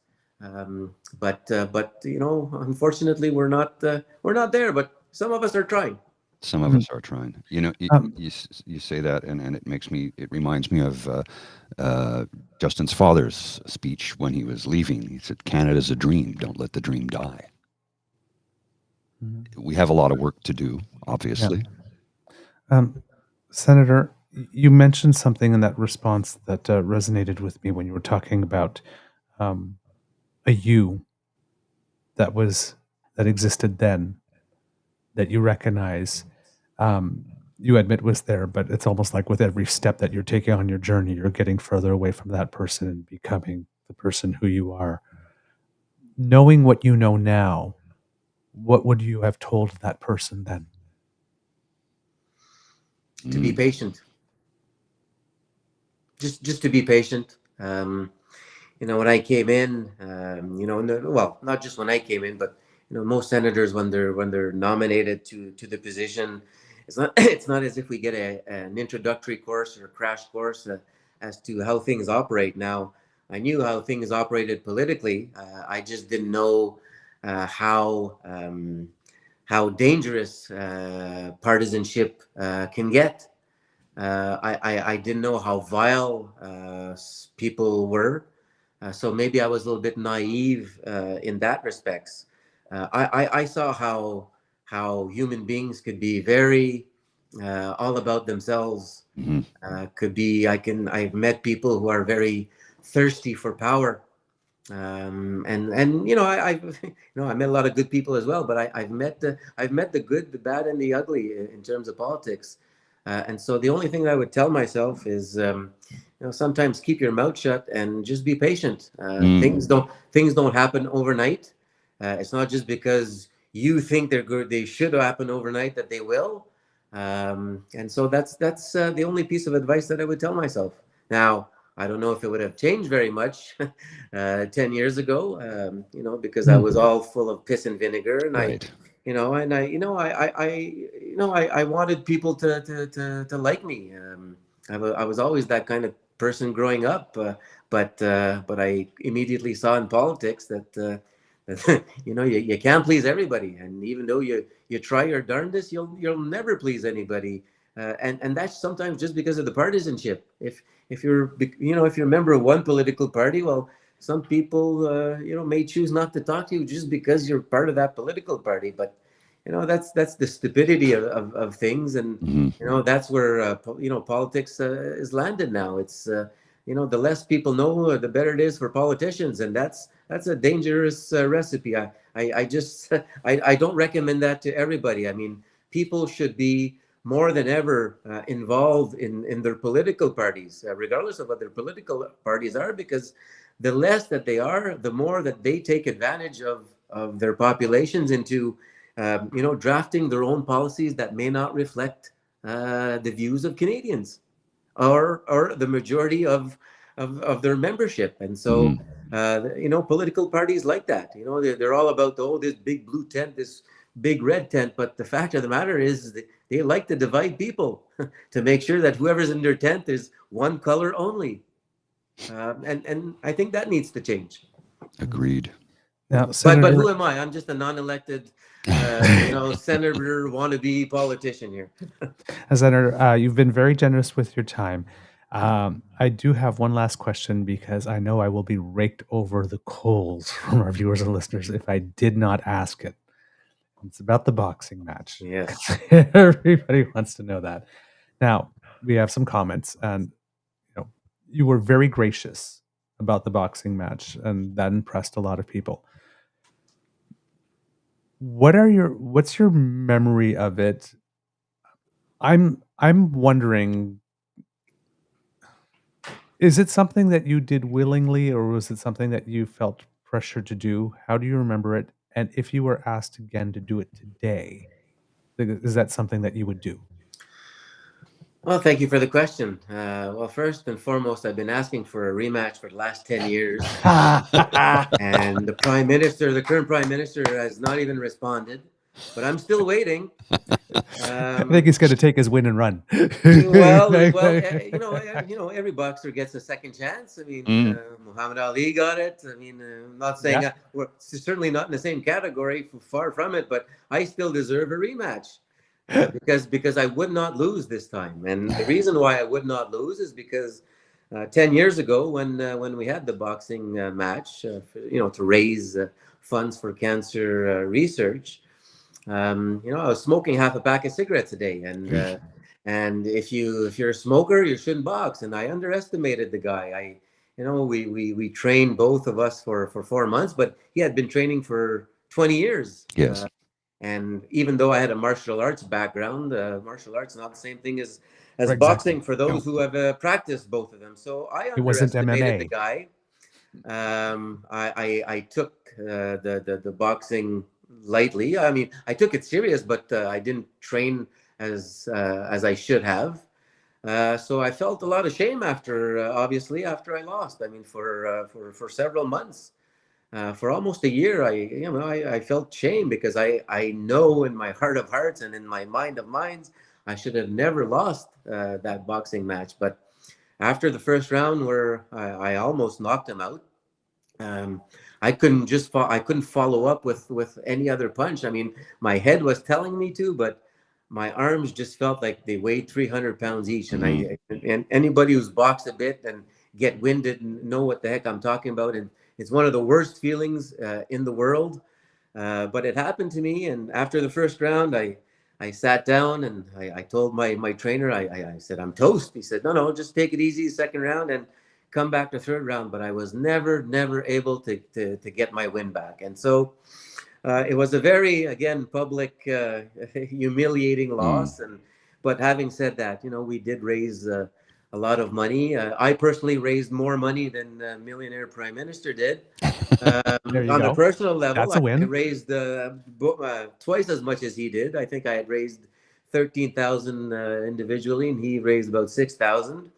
But I'm ready for the rematch. I'm glad I did it. I would do it again, um, just because I think it was a good thing for politics at the time. It was. Obviously, his road went. He took a different road than I did. But having said that, I've got longevity on my side, and so after he's long gone, hopefully I'll still be there. But maybe he'll give me another shot after he's prime minister, which I'll still be open to. I still want that rematch. I deserve it, and I'm ready for it. It was the one of the things that stuck in my mind at the time, what you said, and you revisited that again today, was in a certain frame, if you will. It was, you underestimate this man at your own peril. Don't underestimate him.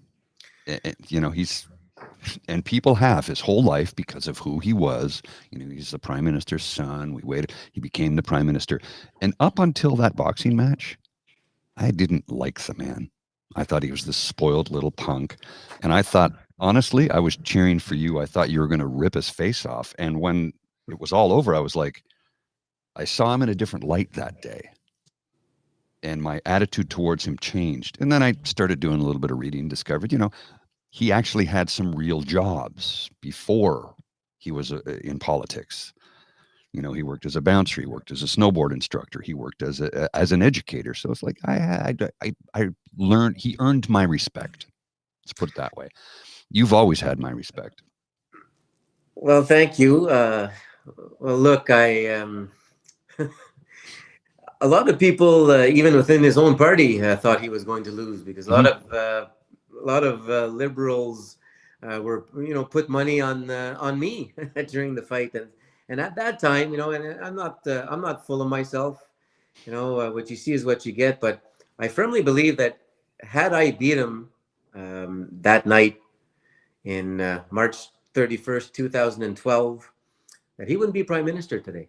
I agree with you. I firmly believe that because a lot of people saw him as weak, as frail, as a little bit more feminine at that time.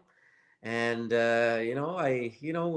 once he beat me, obviously that changed the perspective of a lot of reporters across Canada, which started writing more masculine stories about him, and after that. So yeah, obviously it helped him a great deal, while I was suffering and feeling sorry about myself for a year after that loss. But no, truly, I don't think I've said this before, but I truly don't think he would be prime minister today. So I've said this. I'm still waiting for the thank you from the Liberal Party, but I haven't received it yet. I You have a completely couple of agree with kids in you, the though. chat thanking you right now. Completely Well, agree I've with said you, though. yeah. Well, I've said this before too. To all of those who are happy that I won, you're welcome, and to all of those who are happy, well, I'm sorry I couldn't I couldn't give them an extra punch there at the end. Well, the important thing, though, however, that we're learning from this interview is that you are winning at life. Yes. That's the only fight that matters to me, and that's the only thing that maybe not now, but later. That's the only fight that will mean anything to my kids, Yes. and that's the only thing I have in my mind. It's all about my kids. It's they're going to have a non-alcoholic home that they're going to grow up in, and Great. that's I think that's one of the best things that I can do for them. A dad that is healthy and present is a very, very important gift. Well, it's something that I wasn't necessarily able to do with my older children, who are mostly all adults now. But at some beginning of my career, I was traveling quite a bit, so I wasn't able to be as a steady dad as I am today. So all the decisions, all for my kids today. Senator, thank you so much. This has been a joy. Absolutely. Well, gentlemen, I just want you to know. I mean, if question period in the House of Commons and in the Senate used the tone of your voice, we would be in a much better Canada. Oh, Wow, wow. thank you. Well, I That often is speak okay. in this voice. When I get a compliment, I always consider the source. That is Absolutely. high praise indeed. Well, I mean, this is how politicians. This is how their tone of voice should be. I mean, there would be Make me a cry. lot more love and respect all across the board. You got it. I thought we would have maybe got you to cry today. You got it. Yeah, I broke down a couple times. I'm not going to lie. Oh man. Thank you so much. That's a wonderful compliment, Senator. We know that a Democratic official's most valuable and precious asset is their time. You've given us a lot of it. And we thank you. You are always welcome here at the Beaver Lodge. If you need to talk to Canadians again about your Senate bill, if you need to apply a little pressure and anything, please call on us anytime. You have a home here. Well, that's so wonderful to know, and just know that I will certainly take advantage of that in the future. I think what you guys are doing is incredible. I love watching, and when I had the opportunity to be on, I quickly told my staff to get a hold of you guys, and let's get this conversation done, because I love having these types of conversations. I know that it can help many people, and there's nothing wrong with nothing wrong with that. No. And let your colleagues know we'd be happy to have them too. Will do, absolutely. Oh, thank you. This has been such a wonderful gift. I'm not quite sure how to end this elegantly, so I will just wish you a wonderful day, and thank you to Debbie and Michelle. They've been a pleasure to deal with. Mm. Well, that's why they are working with me. They are certainly a pleasure to have them as colleagues. And I really very highly appreciate of your you. verbiage there, sir. I appreciate what you just said. They're working with me. They don't work for you. They work with you. I'm no one's boss. I'm a colleague. I'm a work colleague. That's collaboration right there, man. Have a You ever want to get together for a cup of coffee? I'm just over on Elgin Street. Absolutely. Right. Have a most wonderful day, sir. Thank you so Well, much. have a wonderful day and enjoy your weekend, guys. Thanks, All you right. too. You take care. Bye-bye. Cheers. Bye-bye. Oh, Wow, what an awesome individual. And I love that he expressed how, the same thing the same feeling. I own my past. Everything I did there got me to where I am today. And that's important, to own it. Yeah. Don't regret it. It got you to where it got you here. How you got here is not important. The fact that you're here now is what is important. Yeah. Right? Yeah, absolutely. Like this, I'm, I've shared a little bit, with the kids throughout the years, about my childhood and my past, and it's the same thing. It's like there are days where I sit there and say, you know what, it sure maybe would have been nice to have it had an easier path. But yeah, I am the sum of my experiences, and I really like me. I When like I it look too. in the mirror, I like what I see. I like you too. but I like what I see, and it's I don't want to say absolutely no regrets, but in one way, yeah, absolutely no regrets. Yeah. Well, we've all done things in our past that we're like, oh, I could have done that a certain way. But Yeah, I have to go. When you've made a mistake or you've harmed someone, you learn from the mistake, you move forward and do better. When you know better, you do better. You say that all the time, and I agree 100%. When you know better, you do better. So moving forward, accepting the things that we've done in our past. Some of them we're all, we all have our embarrassing moments, but it's brought us to where we are today. And that's the important thing. We're here, we're present, we're in the moment, and we're trying to make the world a better place. and as we often say on the show, none of us, and listeners, viewers, this applies to you, none of us are our worst moment. No. You can't take a single moment in time and say that's how this person is 24/7, 365. Nobody's like that. No.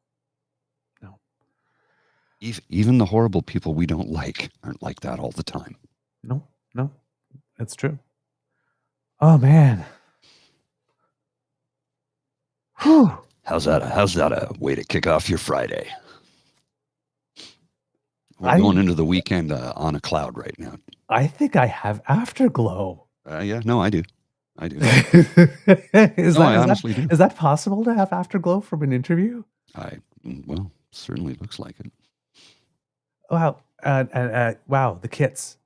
Because, okay, wow, the comments here. TV, smiling, hopeful, and happy for change. Sorry, I'm standing in front of my TV, smiling, hopeful, and happy for change. Lads, your credibility is growing, for he reached out to you for the interview. Kit James, the trajectory of this podcast cannot be overstated. Your interviews just keep getting better and better. You keep topping yourselves. This show keeps getting better. Congrats, you guys. Worth getting my ass out of bed for. Paul and Douglas, I'm so proud of you both. Listen, this made my day. Great show. Thank you, kids, for coming, for joining us, for staying with us throughout the whole thing. Those of you who have been here at the beginning, those of you who came later, I'm pretty sure that you're going to go back and watch.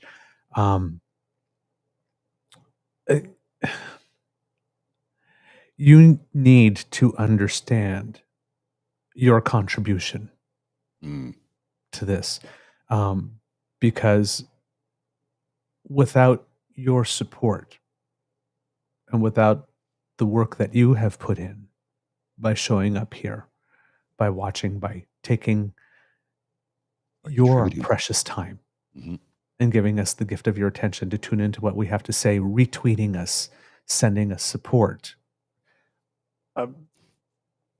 we wouldn't have grown as quickly as we have. We had a 5-year plan. We had no expectation that this is where we would be today. No. At this point. We were hoping that by year 5 we would be close to where we are now. When we say the best damn fam in all the podcasting, we're serious. we mean that. We are so grateful to you because it's you tuning in numbers like you do and saying complimentary things about us that have gotten us noticed. Yes. And this is, there have been a couple of people who have written in and asked if we can take on a subject like I can't remember John, I believe his name is, I can't remember his last name, but who wanted to talk to us about the seniors residence that was being transitioned into personal or commercial property in a way that was just not doing right by the residents here. That was a couple of years ago when we first really started it, prior to YouTube, when we were just audio only. Yeah. And more recently, Leanne and Jordan's mom, who came to us with the subject. This was, we had expressed online and we have expressed on the show how much we would love to have an interview with Senator Brazeau. For quite some time, yes. But they reached out to us. Yes. That doesn't happen without you. Numbers and positive word of mouth. So if you've enjoyed this episode, please take a moment to pat yourselves on the back as well, because you made this happen just as much as whatever efforts we've put in over the last few years, whatever support we've gotten from our network and from Dean. It is what you do for us and what you contribute to the show is intrinsic to moments like this happening. And we are so grateful to you. Mr. Grizzly, do we have a show? We do. We do indeed. Kids and Cubs. That's the end of this episode of the Daily Beaver Morning Show and the True North Eager Beaver Interview Project. A very, very special event. This is the biggest name that we've had. We knew, given the quality of our guest and his journey, that this had the potential to be our most engaging conversation yet. Hopefully, we've succeeded in that. If you would like to help us out more, please tell your peeps and poops all about us, because sharing is caring and word of mouth is priceless. If you would like not to miss an episode, you don't have to, thanks to wonderful members of the Damn Fam, such as the Ray Girl, who has sponsored our pod page. So if you scan that QR code that's underneath my chin, that will bring you to our pod page site. That's podpage.com/TheTrueNorthEagerBeaver, lowercase letters with a hyphen between each one of those words. And that way, when we have something fresh off the bandwidth, we make sure that it gets delivered directly to you. I'm not going to make any cheeky jokes today on this one. If you would like to support us in other ways, go to our YouTube page, the True North Eager Beaver Media Incorporated YouTube site. And there we have 3 buttons: like, share, and subscribe. Make like Kit Elaine and smash those buttons. And if you enjoyed this episode, or you enjoy the work that we do in general and would like to encourage us to do more, that QR code that's kind of above and a little to the right of Mr. Grizzly's head, because he's a little out of frame right now, brings you to our coffee page and the Eager Beaver Lodge Emergency Hydration Fund, where today, especially, we are dealing in hot chocolate, coffee, and smoothies. So, in honor of Patrick Brazeau's, Senator Patrick Brazeau's effort to bring attention to maybe reducing, if not stopping, alcohol consumption, and to enable the label. That's the hashtag, by the way, if you want to promote that on your Twitter feeds, enable the label. You scan that QR code, and that brings you to our coffee page where you can make a contribution, and we appreciate everything that you do for us there. And if you're not able to make a contribution, said your presence, the gift of your attention, retweeting, all of that means the world to us. It's just as valuable. All right. So if you can't contribute money, do not feel that you're letting us down in any way. There are many other ways that you can help. Because democracy is something that you do, again, take a tip from Senator Brazeau, write those letters. I guess let's help Kit Leanne and Kit Angela with the petition, and Hamilton Helps .com, I believe it is, and asking our elected officials and our appointed officials like senators to make homelessness and addressing it a priority, because not addressing it is a policy choice. Asking them to encourage passage of Senator Brazeau's Senate bill so that we can get these warning labels on our alcohol products, so that we can bring attention to the fact that alcohol is a direct cause of 7 leading cancers. Because, hey, we all have to do our bit to reduce the stress on our healthcare system. Get your shots. All of them. RSV, pneumococcal, COVID, the flu. This is peak respiratory season, and it will be until April. So, again, make sure that you're doing all you can to do right by our hospital staff. And, yeah, Mr. Grizzly, do you have some words of wisdom? Yes, I do. Sorry, I'm working here at the same time. Check in on your peeps that I've said before many times, and I'm going to say it again, especially today, in considering what we just talked about. Check in on your friends, your family, your loved ones, your coworkers, the ones who you know have a mental health issue, and even the ones you don't know. If you see their behavior is radically altered, they're not themselves, just say, "Hey, everything okay? You all right? Do you want to talk about it? Because you're not yourself right now, and chocolate bar is not going to fix it. You're not yourself when you're hungry." Yeah, Snickers. I have to have a little bit of humor. This serious subject matter. I'm a guy, after all. We deal with pain with humor.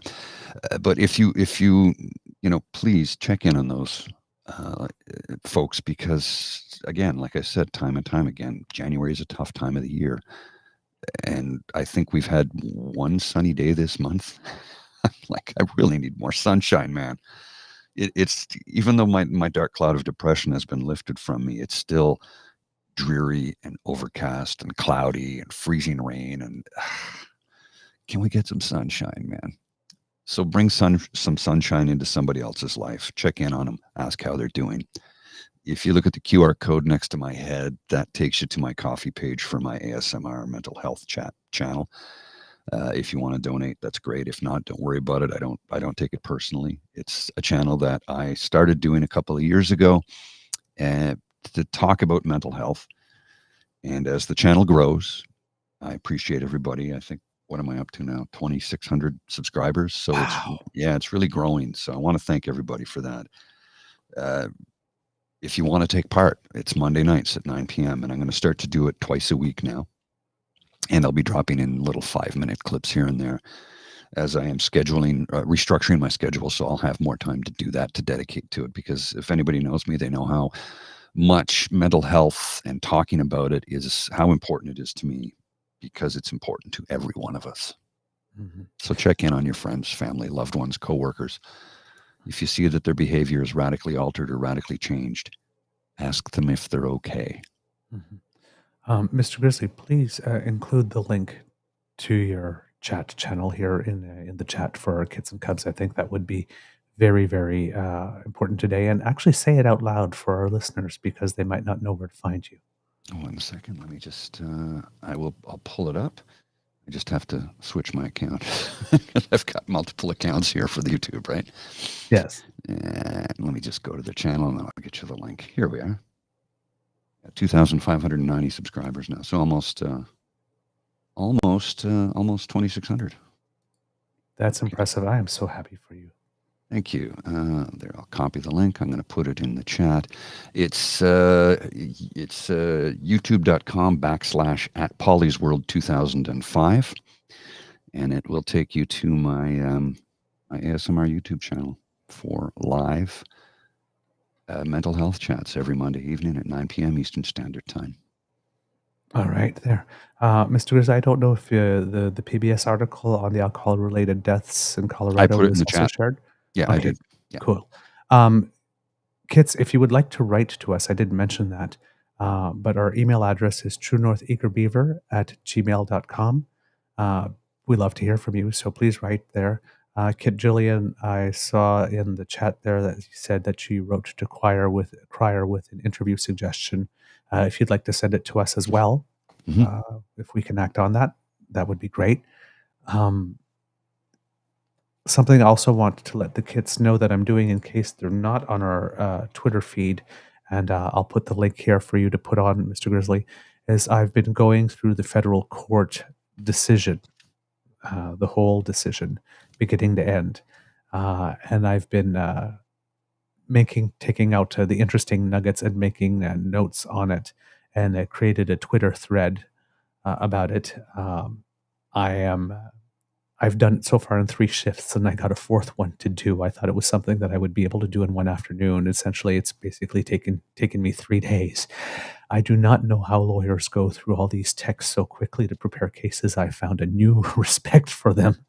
But a lot of people have been finding value in the work based on the comments. So I'm thinking that maybe you would as well. So if you would like to understand the federal court decision a little better, I've been going through it, taking out important nuggets, highlighting important things that are in there so that it could be made more accessible for people who don't have time to read the whole thing. And so think of it as a bit as a Cole's Notes and a um, political literacy tool to help you understand the decision more thoroughly. And you might be happy to know that Federal Court Justice Richard Mosley has a little bit of sass going on under those robes. Oh, yes. Yeah, there's a couple to. Yeah, it's always written in very eloquent and elegant judge speak. But there's a couple of times where I do a judge speak to English translation of what this really means. And yeah, there's a couple of applicants in there with whom he was not impressed at all. So Mr. Grizzly just put it up there. Remember also, kids, that tomorrow, this Saturday, January 27th, is Holocaust Remembrance Day, an internationally recognized opportunity to remember the atrocities of the Holocaust, to support survivors, and educate future generations to ensure it never happens again. So if you can participate in some way, or even just take a moment to remember or to commit to making sure that education and knowledge is out there, or making a moment to personally commit to never again, because we said never again back then for a reason, that would be very important. All right. I've blathered on long enough. Mr. Grizzly, please roll the credits.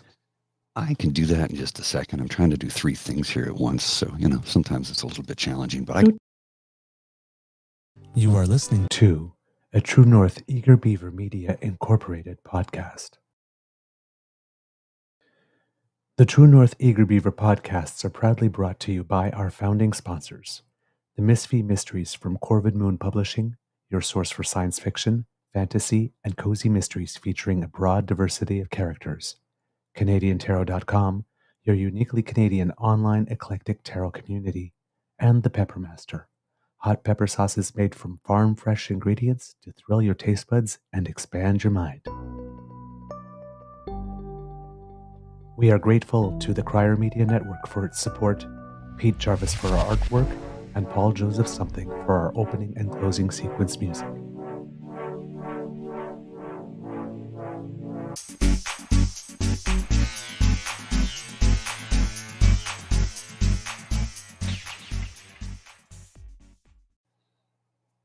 And just a quick Easter egg.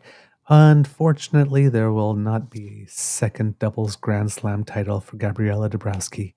Last night, she was playing in the semifinal, and even though in both sets they had a 5-3 lead, they were not able to close it off, and they ended up losing their match. But in a big surprise, Novak Djokovic lost in a semifinal or final for, I think, the first time in 20 years or so, or not 20 years, in 10 years at the Australian Open, losing a match to Yannick Sinner in 4 sets.